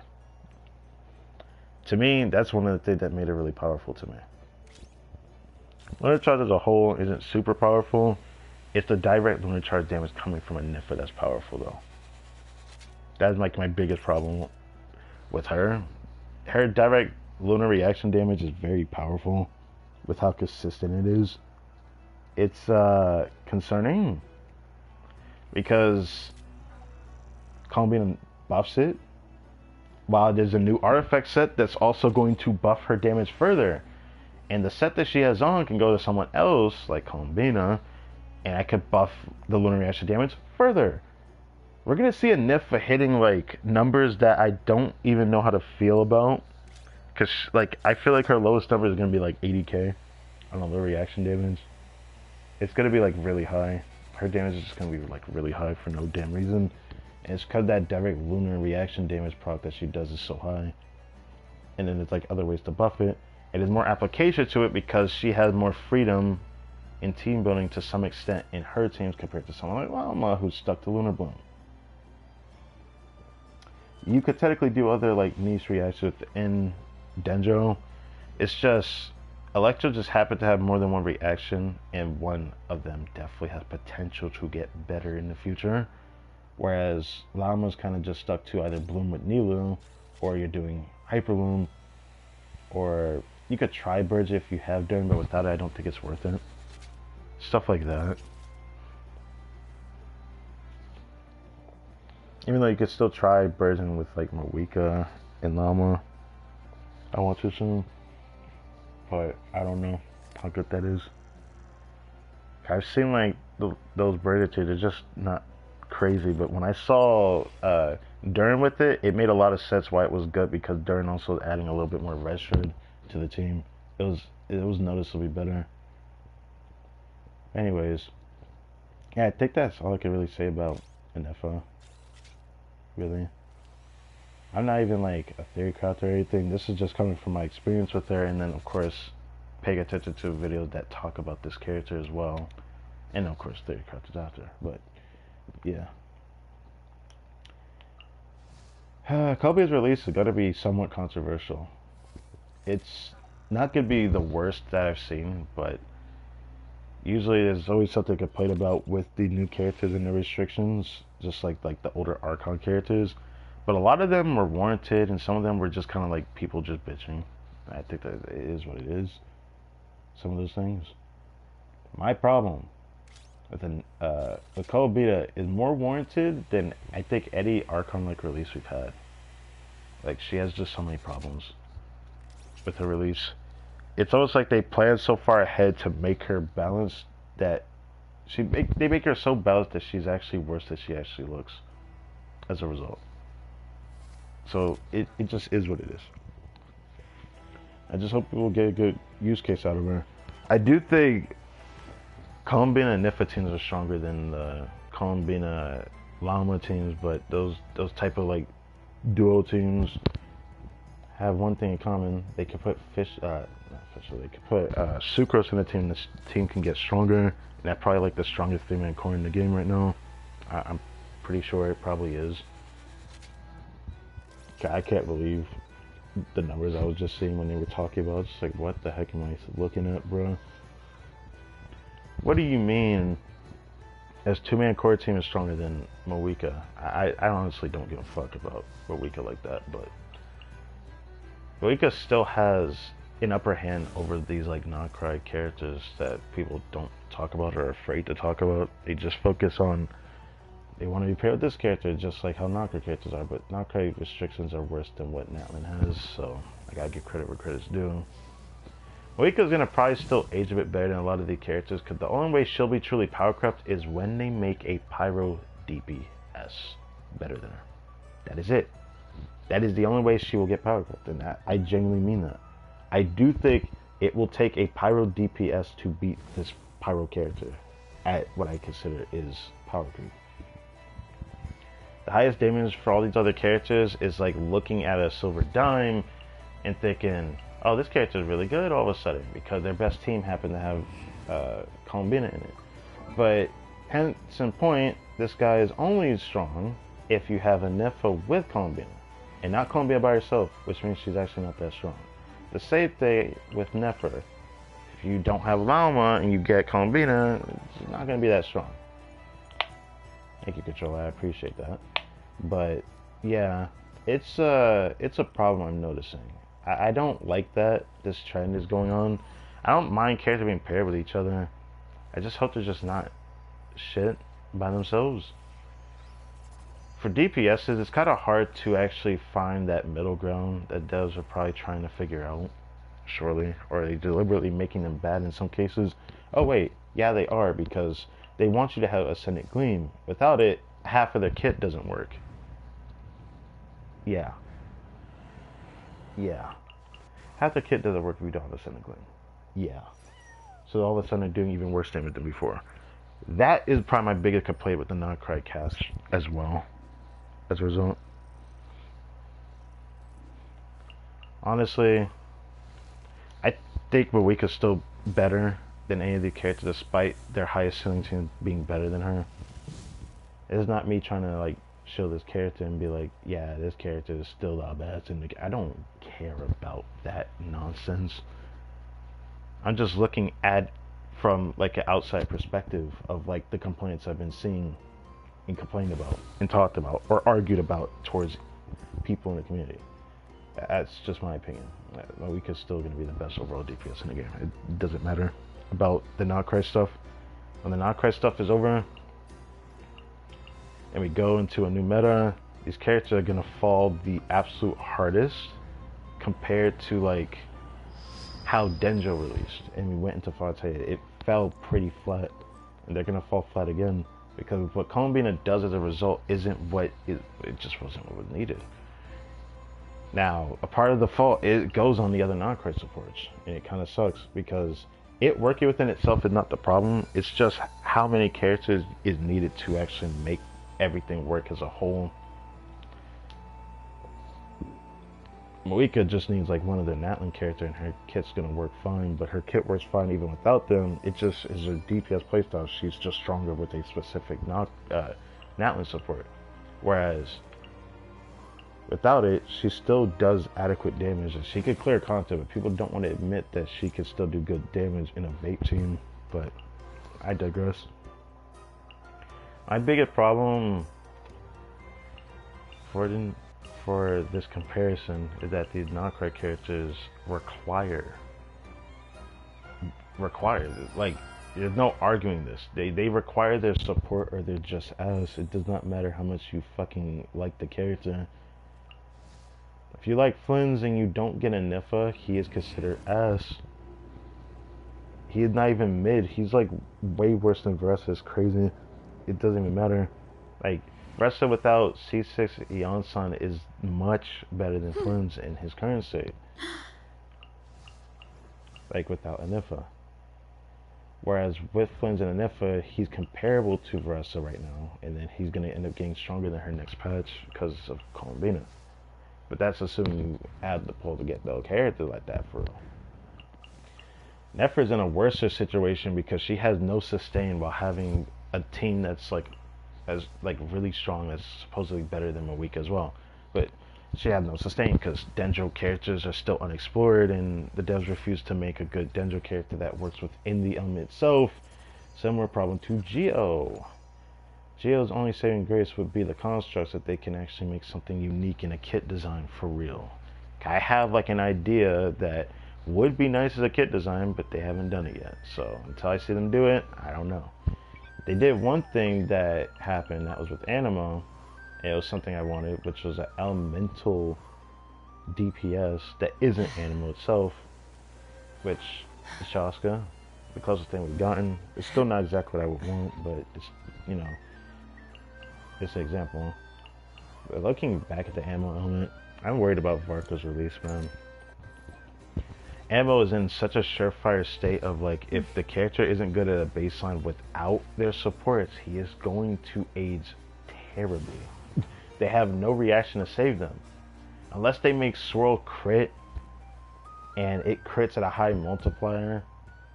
If they make Swirl meaningful to damage, then that would be nice.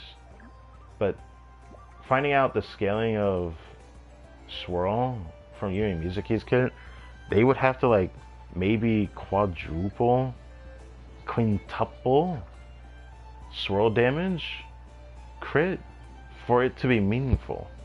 I don't really like that that's how the formula for Swirl is, but Swirl doesn't do any damage. If they made Swirl actually do something, then that would be cool. Like how Lunar Crystallize is doing something. Instead of just being a shield, which is just really good for any Geo character. It's still a good reaction. That truly is the only reaction from this release of Nocra that feels like a new reaction. It genuinely feels changing enough to be like worth playing.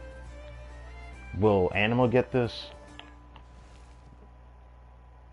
I sure hope so. I mean, there's no real reason to keep making Animal characters anymore either.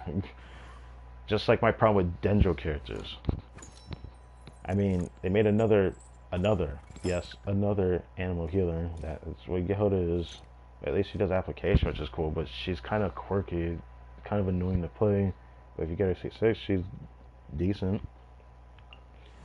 Nefa's ass at a get-go. They decided to make her worse Sucrose. Yume Mizuki is ass at a get-go. They made her worse Sucrose. If you use Longon like Sucrose, she's worse than Sucrose. But if you use her as a shield, she's decent-ish for some teams, but I couldn't get a good use case out of her. Chaska is the first actually unique animal character they've ever released. My problem is that they decided to make her numbers bad, which I just don't know why. They could have made her better than this. She still just isn't that great. I don't know why. They could not just make her good. But she's still fun to play in my opinion, despite that. Shingyun, plunge support. So I guess there's something different there. Probably the only plunge support we'll ever have, maybe. Honestly, yeah, it's whatever. It's whatever. Where's her Sucrose? What the hell do you do with this character? She does kind of what Yahoda does, where if you absorb an element, then she does coordinate attacks with that element. But she'll do less damage than Yahoda because Yahoda C6 gives actual damage towards those sub DPS numbers, quote unquote. When that at C6, you can play as an on-fielder. Alright. I mean, okay. She can't really do much else. I don't. Alright. Wander. Another character that could have been good, but for some reason, most of the Sumeru cast just didn't not age well. They just refused to make a good kit for it. I don't know why. His kit was actually unique in a way, where if you paired a certain element with him, he would do something different towards like how his skill interacted with him in the scenes. And I thought that was unique, but his damage just isn't bad because they tried to compensate this godforsaken ammo character. Thanks to the way they designed her, I feel like they refused to make a good ammo character. The problem is, they didn't make the character good at C0. This character is pretty bad. But she's still good enough that you might be forced to use her. That's kind of the problem with Farazan. But Farazan's problem at C0, why people wouldn't even recommend using her if you don't have her at C6. Because when you use this character, you're usually trying to like feed energy into the on-fielder if it's the same element, since you want to pair with the same element, animal. And she doesn't give herself enough particles. You need so much energy recharge on her. It's really bad. At C6, she ends up making so much energy, she can funnel energy into herself and the on-fielder. Why could they do it in the base kit? The world may never know. Hazel, every Inazuma character I'm pretty sure is either mid or ass. It's weird. They released it in a very weird way. The meta wasn't so bad that the character could be played. Like Hazel was pretty okay in Abyss in the past. So gotta give credit where credit's due. I saw some pretty good numbers from this boy. Now that I have him C6, I still want to try to use him.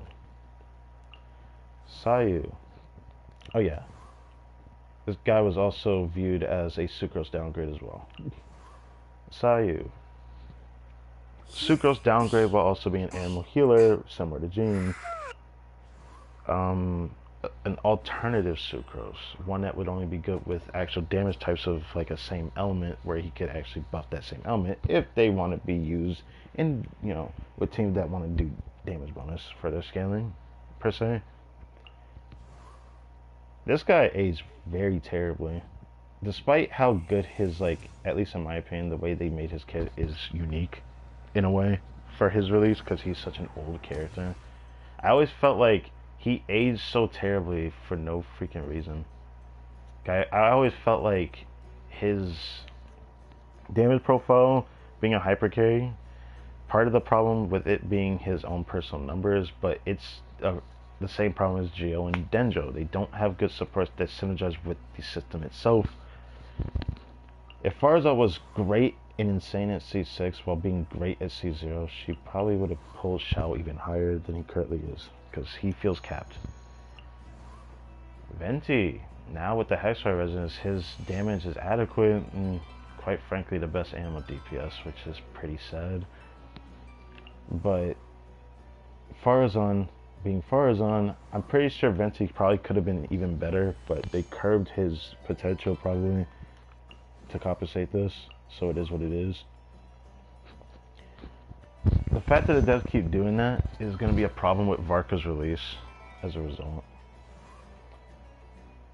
And then we got Jean, and then we got Sucrose, who quite frankly might be the best animal character in this roster since her release, and she's a 1.0 character.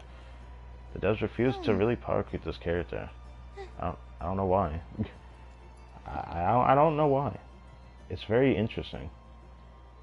I don't know what goes through their head to make characters for this element if they refuse to really commit to something. Not saying that they have to power creep, But if you're gonna keep making a character similar to another, then you better be prepared to make a sacrifice of some kind. If you're not willing to make that sacrifice, then don't bother making that character that element in the first place. Change their element. You got the power to do that. For a character releases, you could change what their elements should be for the game.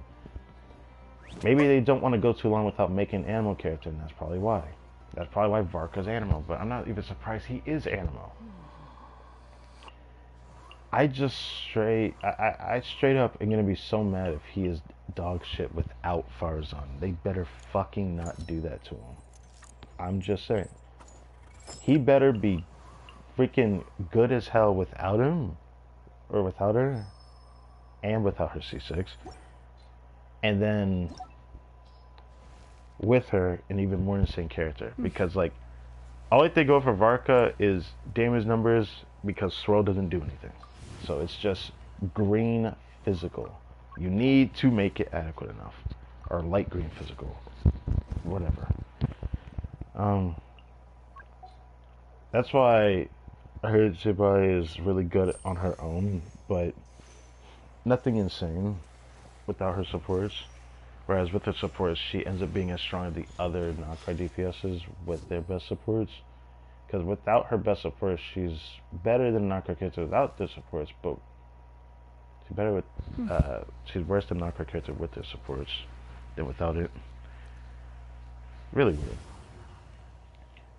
Worse without the other knockout character's best supports, but worse than with their best supports because Geo just has bad synergy with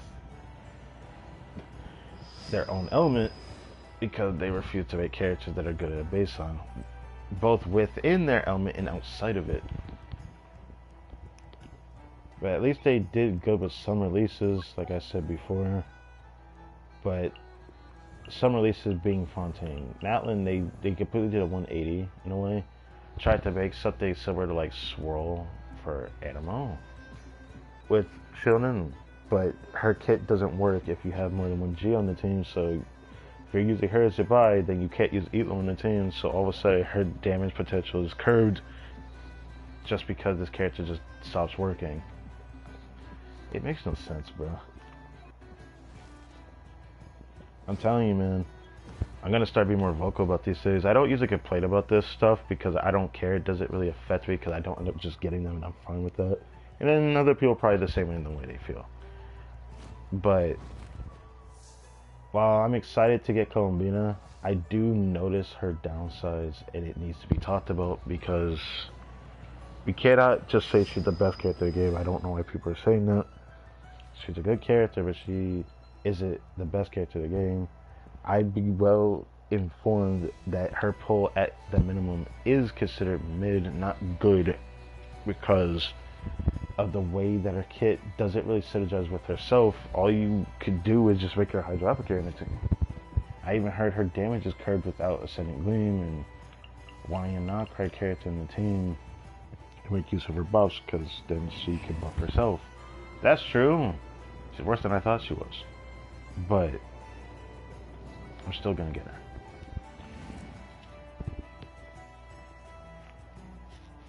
Is there anything else to say?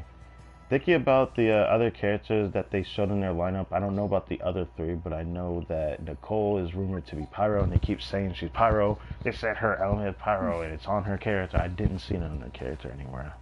So I'm so confused where people mention where her element is. But if she's Pyro, and Alisari has a Pyro element, when she releases, I'm a bit worried. What the heck is this character gonna do? We already got Durin. We already got Durin as the Hydro Outfitter, so she's gonna have to be a DPS, right? But then what's the point in that? What is the point in that? That's why I want to hope that she's Cryo. She looks more Cryo-coded than Pyro in my opinion. But her being Pyro, if Nicole is Pyro, there's a good chance she's gonna be a DPS. Thanks to Durin's release. There's a good chance she could be DPS. So I'm gonna have to hope that she's not gonna be a very weird one where she ends up, I mean, she's probably gonna require Hexer Resonance for her damage, most likely. But I hope that she's just good at a baseline, whatever element she may be. But when it comes to Pyro, if I have anything to say about it, I just hope her, I just hope she isn't just gonna be Moeka level. That's gonna bother me. It's already bad enough that Nicole coming out before Alice, in my opinion. But again, if she's Pyro, there's a good chance she's gonna be an on-field DPS now. So I'm a bit worried. Pyro characters don't need to work within each other, but they can work within each other because they make good supports for this element. So this element is like better than some of the other elements in the game, to be honest, in my opinion. Dara works within its element and outside of it. Hacking played in Dendro teams.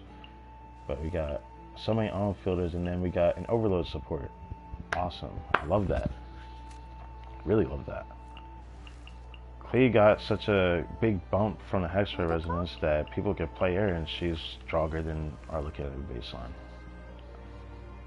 Whatever people think about that, take that for what you will, but I do think Klee is better than Arlecchino at a baseline, no matter what.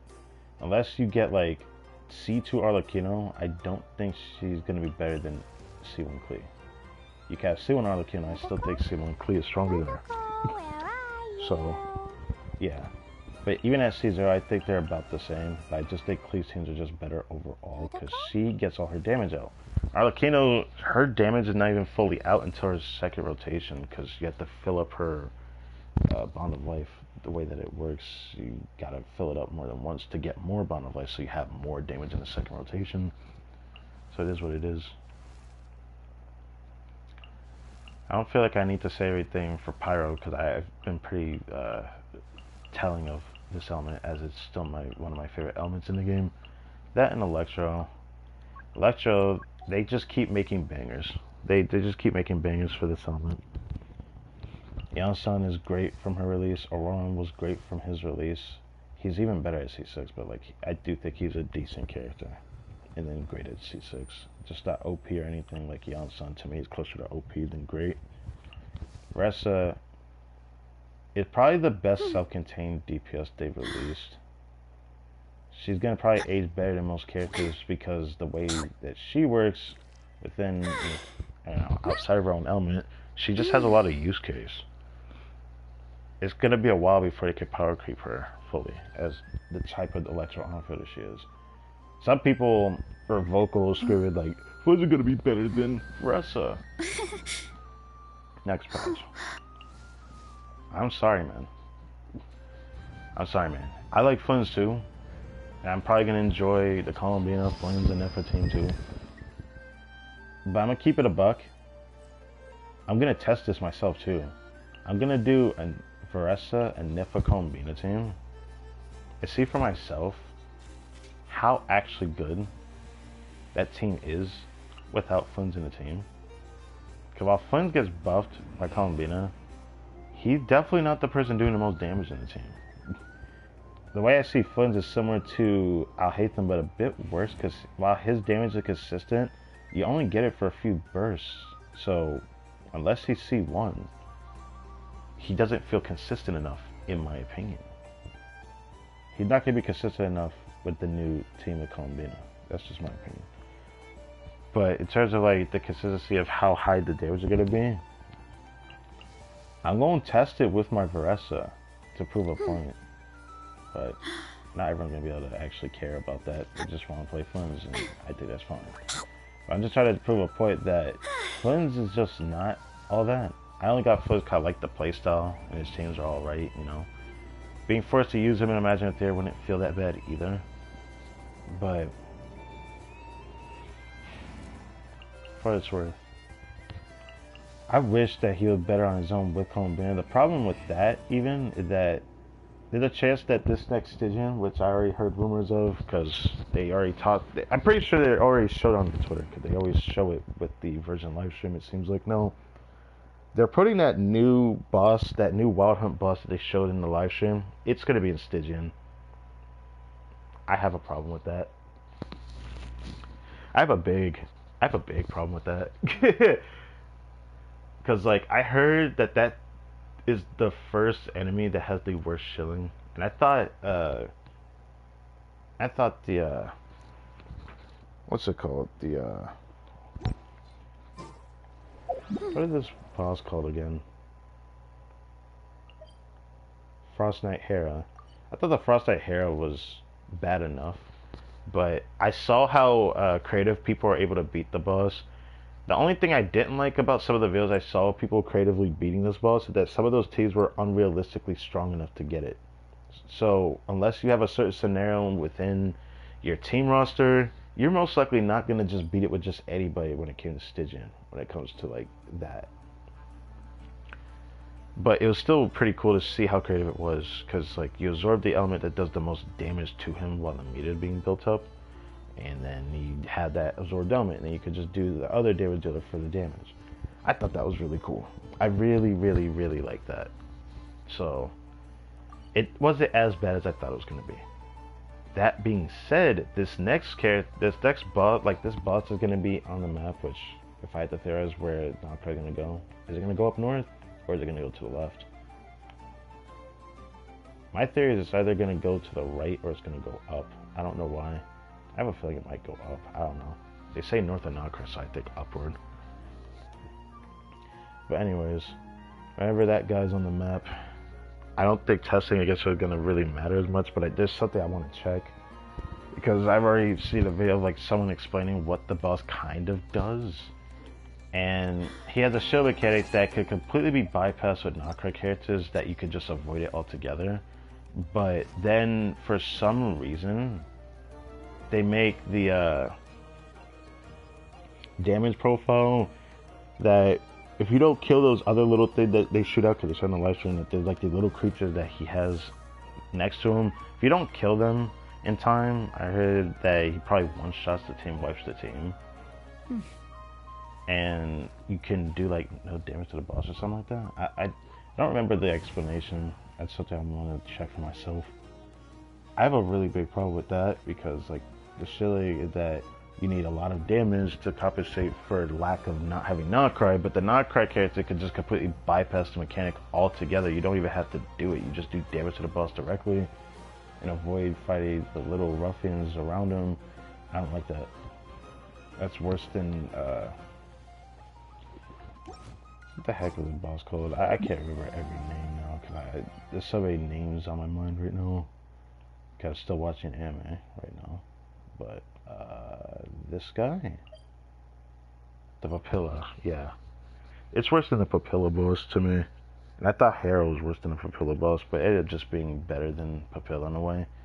This next boss, I feel like, is gonna be a testament to people's accounts for sure, even if you have some whale investment with no Nagara, because it'll depend on which character is actually good enough for this while being able to do the rest of Stygian. To be able to do the rest of Stygian difficulty 5, if that's what you're trying to get, the baseline. But I think that's it that I want to say. I kind of like yapped a lot, but some of it was similar to what I said in a different stream, but I guess I added more things to talk about, because I could just visually talk about what I'm looking at here. Yeah. Pulling Columbina, I'm in a double guarantee situation, 34 pity, 59 pulls, guarantee, capture ants right after the guarantee, so I'm in a pretty good situation on that. Outside of it, outside of Gary Columbina, my choices is Lauma, Nicole, or Varka, in that order. I don't know about the other new characters that are in the silhouettes, bro. I don't know what they do. I don't know. One of them is definitely a standard. I said that. And then one of the other ones is probably a 4-star maybe, but that doesn't kind of sit with me, given that we're in number 4. We're like 3 patches away from the summer event. Or 4 patches away from the summer event. I forget. Pretty sure it's 4 patches away. So we'll see. I think we're 3 more patches away from the summer event is what I should say. But anyways, that reminds me, I still need to do the Intel Exchange thing. I would do that in this stream, but I'm kind of in a rush, so I don't think there's much more I need to say than that. But like I said before, Columbia is a very complicated character to evaluate. Like, without understanding her kit, and like even without like looking at the spreadsheet BS that I don't personally care about, because that's not my problem, is kit design. Some people look at her at a glance and say that she's OP, but she doesn't look OP once you look inside the box, you know? So, I don't know. To me, she's just balanced to a point that she's mid instead of decent. I find that a problem for me long term, because the only thing that's gonna save her is her Hydro app and then her wheelchair team, which won't last forever, to be honest, because, yeah, I don't think wheelchair, Nifa Colombina, or Nifa Llama are gonna be their best teams forever. I won't be surprised if Nifa gets a better team with somebody else that isn't paired with Colombina, or maybe paired with her. Llama is gonna probably be a similar thing too, but who knows? Maybe the devs will try to not heed or impede on the characters' kids too much, just to put restrictions on the newer characters so that they can't be played with these. You never know. It probably could end up like that, and then this point of me saying this just doesn't matter. But man, the Yap sesh of me could play about Geo and then Denjo being similar, with the problem that they don't really work with each other respectively in their own element, so they don't compensate for the downside of not being super utilized on what is still underutilized from the reaction baseline, where Geo not being the reaction part, more about the kits needing to actually be good. They cannot be ass. They cannot. It's the same problem with a lot of other elements, sure, but like for Geo specifically, there's no reason to make a bad character for it now. It needs to make up for so much. It has to make up for so much. It keeps getting pushed aside. The same problem with Animo.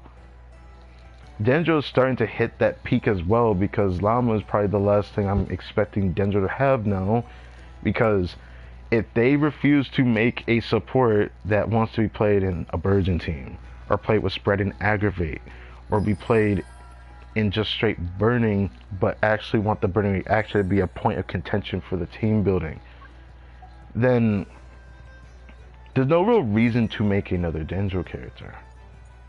It doesn't matter if they do something that's so slightly different, but still wants to be played in Hyperbloom. I just want something that makes team building feel interesting. That's why I complained about it, because Kanich, I didn't even want this character, but at least he feels a bit better with Dern. But it doesn't change the gripe I have with Denjo as a whole, because I don't think I'm going to pull another Denjo character if they keep this up. I'll get Llama, but I'm not going to feel good about it. I don't think they're going to make another better Nahida. They decided to do it to this character, bro. No matter if you like that character or not, I have a problem with that. Because that's why I complained about it more than a Nifa. Because Electro has a lot of good options. Denjo still feels underutilized after 3 years. 3+. Brother, come on, let's expand for once. Restrictive kits is only good but for so long. If it doesn't actually encourage some kind of team building, then these characters fall flat over time. Which is why I complain about the Nocry characters are going to age out pretty fast after Nocry.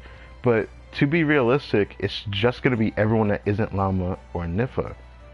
Everyone else is going to just age out terribly. That also means Colombina. That depends though. Colombina, it depends. But for me, I think Colombina's best use case is just going to be Imaginary Theater, currently. She has off-field skill application Hydro. So I think I'm going to still use her for a long time to come regardless. So at the very least, that's good for me. But man, Varka and Nicole from those silhouettes. Upon all that yapping I did, and then going to Varka and Nicole, I just hope that Nicole is cryo, bro. But everyone keeps saying she pyro. If she pyro, she's gonna be a DPS. Then what the fuck gonna happen to Alice? If Alice is a DPS, this is the one time I actually want the Pyro outfit to be a DPS. If she is not a DPS, I would be upset. I'm not gonna lie. It'd be the first time I want Alice to be an on-field DPS. Like, man. But there's a good shit that Cole is a DPS if she's Pyro. If she's Cryo, there's a chance she could be either a support or a DPS, because Cryo still feels kind of underutilized as well, just by how old the element is. But it's finally showing change that is honestly expected from that element. And it's sad to say that, in my opinion, Cryo element feels more expanded upon than even Dendro. That's how bad Dendro's element feels right now as a whole. And then Ammo is like right behind Dendro as like the second worst. Because the problem with Animo is that they simply just won't make a great character. Where Dendro needs to make more than just a great character. They need to make a great character that isn't tied to the same thing as everything else, or works within itself a little bit while encouraging team building with everything else. Because Dendro really sucks at that. Where Animo, they just keep making a Sucrose copy. Like, every goddamn time they make a 4-star or a freaking 5-star over here. Most of them are Sucrose copies. And then outside of Sucrose copies, you have the DPS that are just simply bad or mid. Child's Good to me is more mid than bad. I don't think she's trash, but she struggles to clear, man, in everything. If you have a good enough support, then she'll be decently fine. But yeah, decently fine if you have her signature weapon, that is.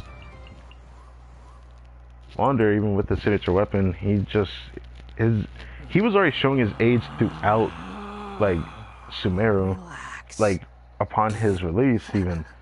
Just because his kit is, it's supposed to be self-contained, but he just doesn't have the numbers. I guess they just were afraid of what this character can do, but I don't think that's much of an issue, because they have no reaction. They have nothing. Until they decide to make a character that changes Swirl forever, the closest we've gotten was Yume Mizuki. Can I check it there? Let me check. Can I check it here? Yeah, Yume Mizuki with her C6 that, you know, makes Swirl crit. But Swirl critting, it needs to do more than crit. Well, Swirl critting is like a baseline of what I think is needed. And a part of what Swirl could become potentially. I don't know why they tied it behind C6. It's not that good. It's needed. It's like, it's not just like, how do I say this? This reaction, like, this concept itself isn't bad. It's just the concept of it could be in the base kit situation is the problem with Animo for DPSs. So, yeah. I think that's everything. I've yapped long enough. I could yap about something else, but then again, I could keep going on and on and on about certain things. I think this ties into like the discussion after the special program that at least has something I could talk about. I'm not a professional content creator. I wish to be, but my situation doesn't really call for that, so I'm just going to do the best that I can with what I have. And then talk about the things that talked about, and if people are willing to listen to that, I guess that's more than enough for me. Especially if you're someone who plays Genshin. If you're not, then I don't blame you for not really watching the whole stream all the way through and all that. But, yeah. Felt like saying these things, because I feel like some of these things are warranted. I don't think my word is the best word to get out for talking about these things. However, I do consider myself more credible than creators that are afraid to say these things for some reason, because they either dumb it down and refuse to talk about it because they think it's less of a problem to them, or they think that it doesn't change the overall spectrum of things, so they just don't care to acknowledge it because it doesn't seem like it's something worth acknowledging.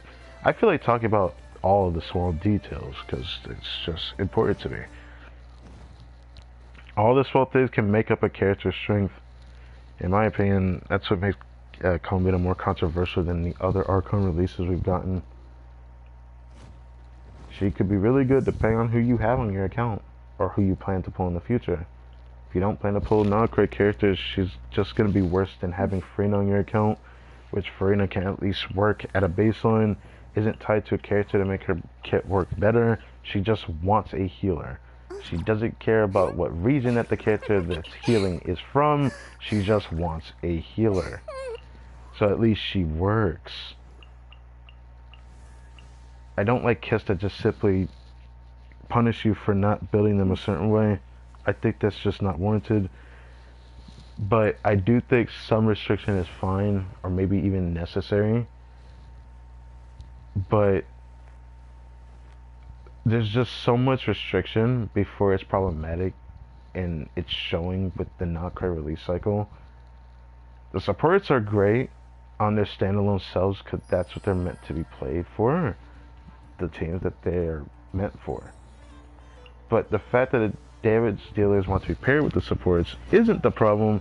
It's the fact that their kit just stops being good without them, because they refuse to make a character good at a baseline that are on fielders.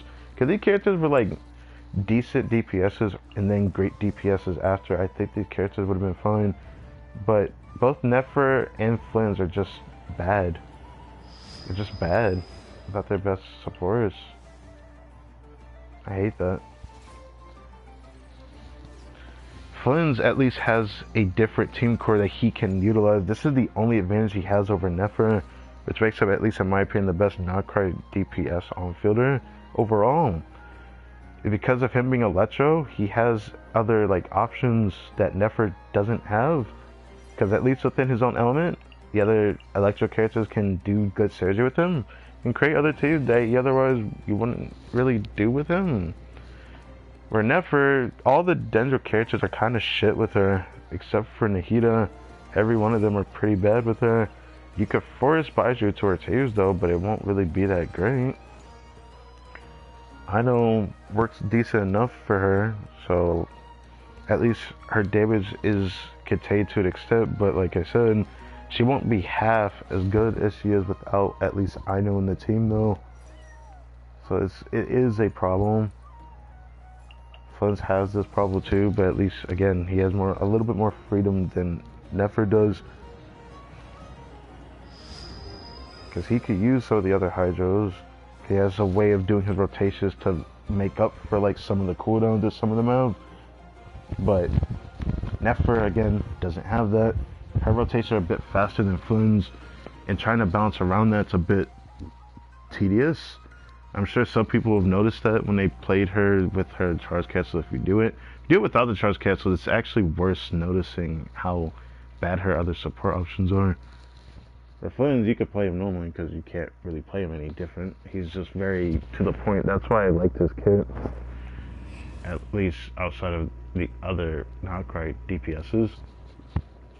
And you know, his best support actually has sustain, while this one just doesn't have it at a baseline. I could stop being vocal about that either, 'cause that shit is cringe. I don't care what anyone says. Because of them making C1 Llama, Nefer is just, at least in my opinion, the worst non-crit DPS overall out of the three. Like, no matter if you're good at playing her, I'm not gonna say you shouldn't get her. It's just like, I could even sit here and be like, if someone asked me if they wanted Nefer and don't have Llama, I'd say get Llama. But if you say you have Llama and you want Nefer, I'd say do not get Nefer. It just isn't worth it unless you like the playstyle. Flynn's, I mean, you could dislike the playstyle, but his is just so to the point that he feels comfortable to play, in my opinion, in his teams. He's just more comfortable. And it's going to get more comfortable with Columbina, because Columbina can use Prototype Amber. So she can at least pseudo-heal in the team. Nefer could actually get that pseudo-heal with Columbina if you get her instead for Nefer teams.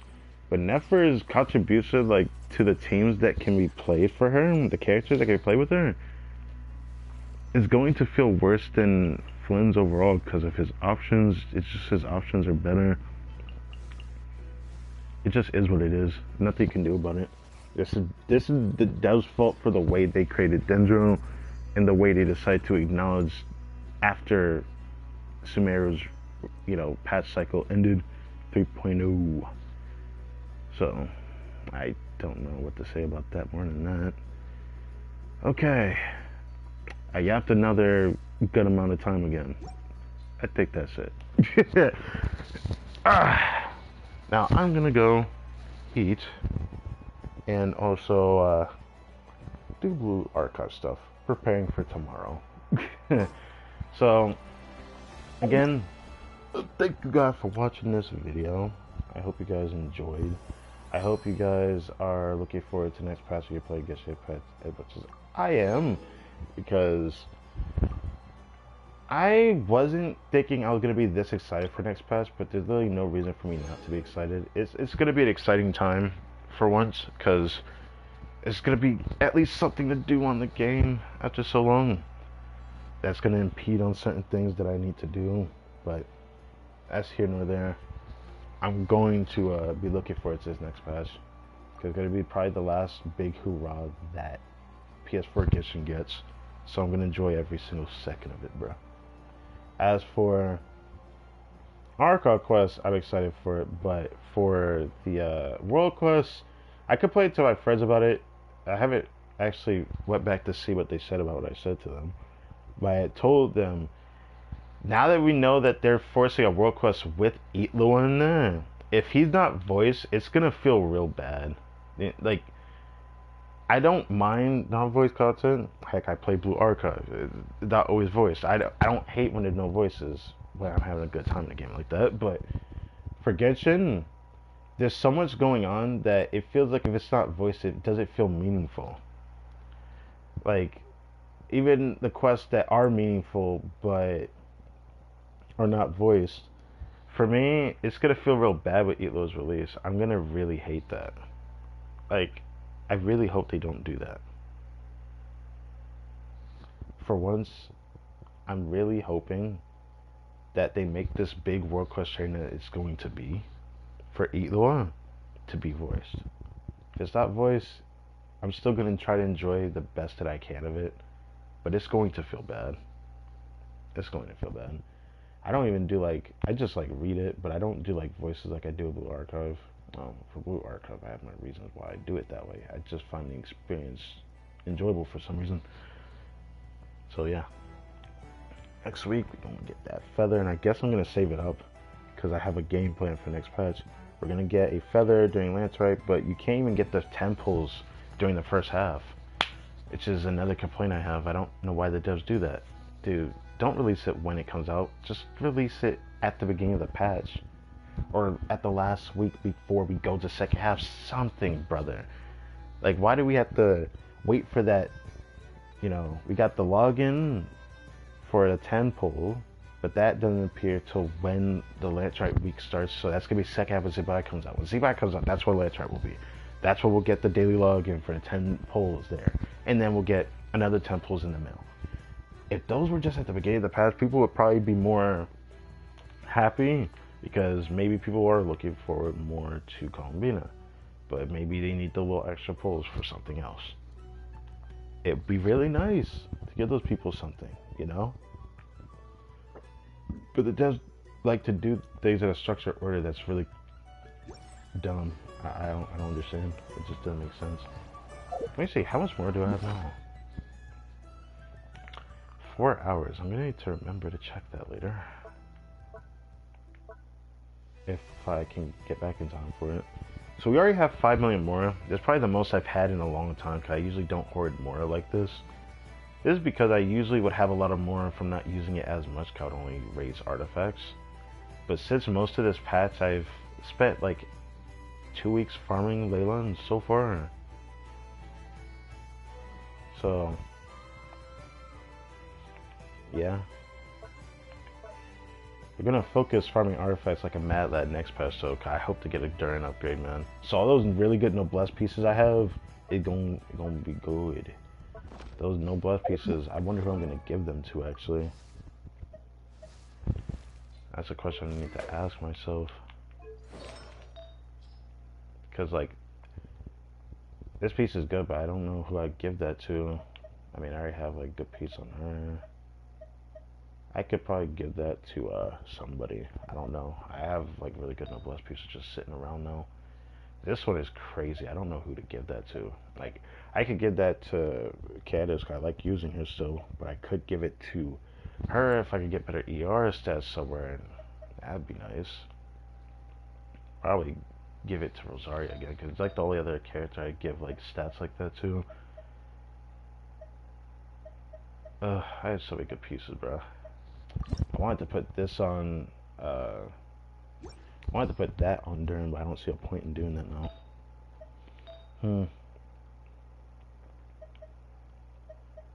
I could also give that back to her, or give it to her, I think is who I had on. I had it on Candace. Oh, that's a really good circlet. I need to rebuild that. Yeah, I can't wait to get that new Hexar set. I wonder how my teams are going to evolve when I get it too, because it might actually make the rest of the team a bit stronger. How much stronger? I guess that will depend on how long it takes for me to get a good set for this guy. But outside of it, I wonder how many characters are going to add to it. People are theorizing that Varka is going to probably be put on the Hexar team instead of like having a Knights of Avonius faction. Instead, I wish that it would be like that, but I don't know. But now that we see that Nicole's in the lineup for the next character to release, she's definitely going to probably bring a new meta to Noctre's release cycle. No doubt in my mind, with the Hexar Resonance, there's definitely going to be a new shill here. Like, there's no way to avoid this. Which means they might end up pushing Noctre to the side for a little bit and then bring it back toward the end. Or they might just have it already fleshed out altogether. Then we would have to hope for new Noctre releases in the next region. If they even bother to do that much. So, I doubt that's going to happen. Is there anything else I want to check? Maybe I want to check Imaginary Theater to see if anyone else use my characters again. I might do that. I might actually do that. There's a lot more people on here than I thought. Oh, right! I almost forgot. I believe Abyss resets the same day that I'm going to do an Archon quest. I believe on Wednesday. Wednesday of next patch, the first Wednesday. Like, the day after next patch starts. I'm pretty sure on that Wednesday this is going to come out. I'd have to double check, but I'll be more thorough by the next stream. Or next couple streams, because next week, Monday, Lieben stream. Tuesday, probably going to do like a double stream on my main account and second account.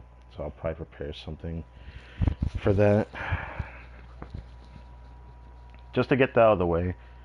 And then I'm probably going to be gone the rest of the week. But that kind of depends on Blue Archive. So maybe I'll worry about that when the time comes. I like how I watch my ping fluctuate sporadically. Like, my ping is usually around 20, 30, or 40, and sometimes 50, but it keeps, like, going from, like, 40 to 70, and I don't know what's causing it, but it wouldn't hurt to look at this again, because why not? We did a Resident Theater yesterday, so I like just seeing which people use my characters. I know a lot of my friends use either my Newsletter or my Niffer one. I chose him, so. I know yesterday I saw that my friend used my Durin. My Durin pretty good. Cheska used my Nuva. I've noticed this person used my Nuva several times now. Lynn also used my... Okay. I heard I had two people that used my Varus. I thought it was only one person. Guess I forgot. Anyways. Yeah. I use him for that. I need to double check why couldn't I actually do main support cast assistance this season. Wait. Workout character assist spread up to 50 times during each Legendary Theater season. Oh, is it because there's been been 6 people that use my characters, one of them being my second account. Anyways, I guess I never really pay attention to that. How many times you can use, like, someone can, like, take your character's support. Never pay attention to that. I may actually do a theater. I wouldn't say Imagine Theater stream when Columbia releases, but I'm probably gonna make sure I do that like I did for during her stream.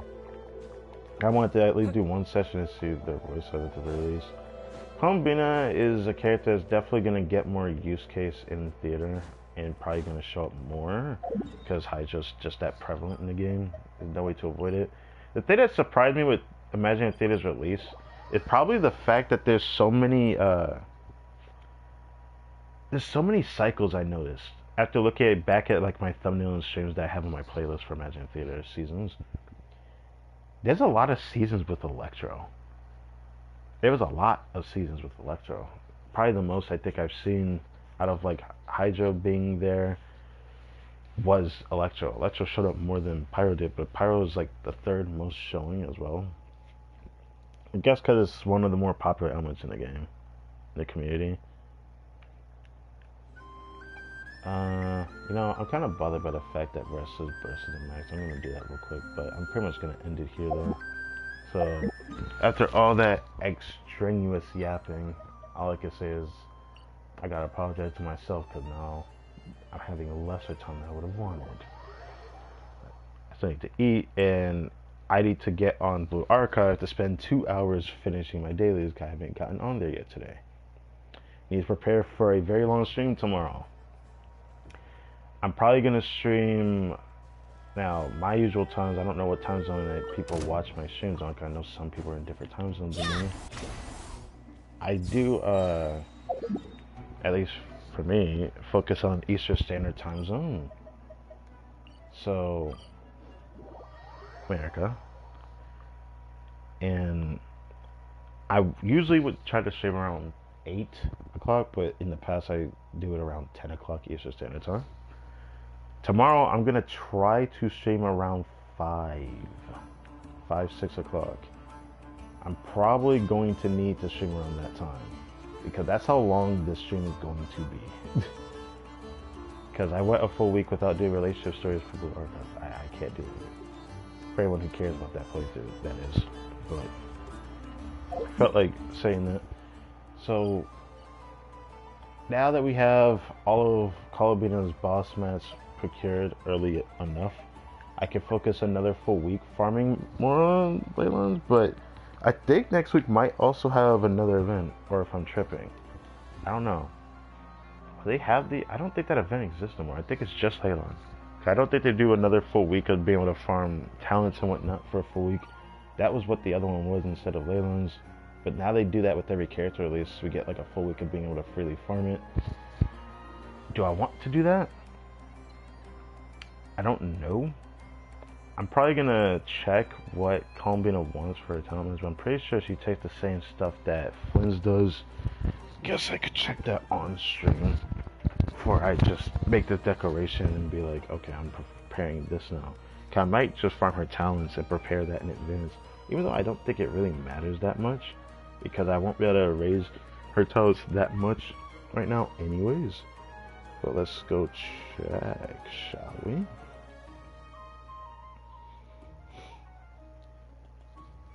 Let's go check, shall we?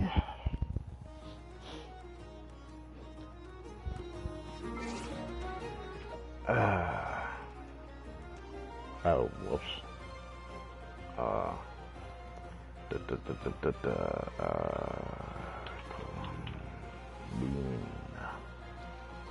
Columbina hypocellulemia.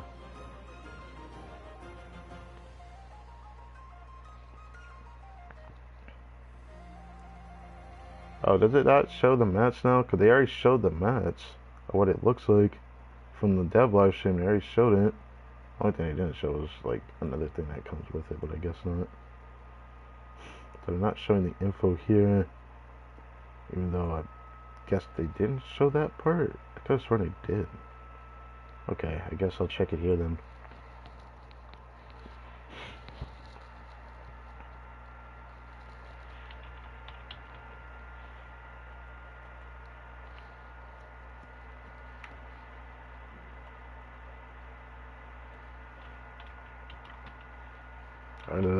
Talent match.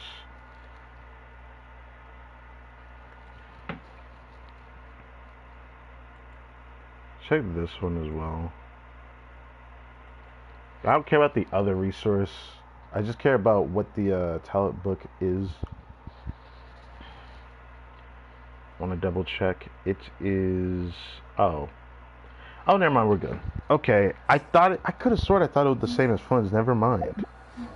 So, I just saw, and the talents that she wants is Moonlight. Do I need to farm that realistically right now?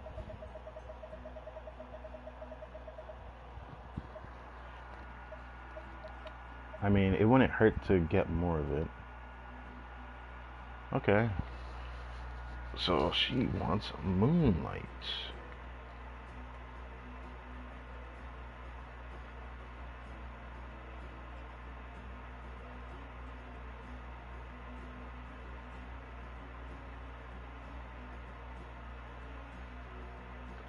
Okay. Okay, that's all I want to check.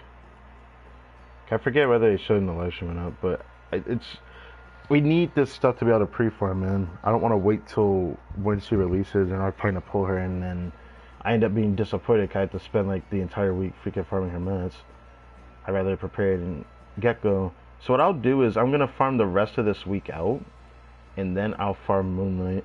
I guess I'll start farming Moonlight from Sunday actually, since today's Friday. I'll just farm it for Sunday, and then do it on Monday, and then farm more early ones, and then farm on Sunday as well. But that's gonna be kind of weird because I'm probably gonna have like no resin the next time I stream on my main account at the very least, so that's gonna be awkward. I haven't exactly prepared a thumbnail for that stream. I would have done it for Saturday, but Saturday stream is gonna take up so much of my time. I'm not expecting much, bro. So, anyways, I think that's it for like the upteen time. I hope I got everything out, 'cause I always feel like I have to keep double, triple checking what days I forget to talk about, because I always go through this every time. I wanna make sure. But I think that's good.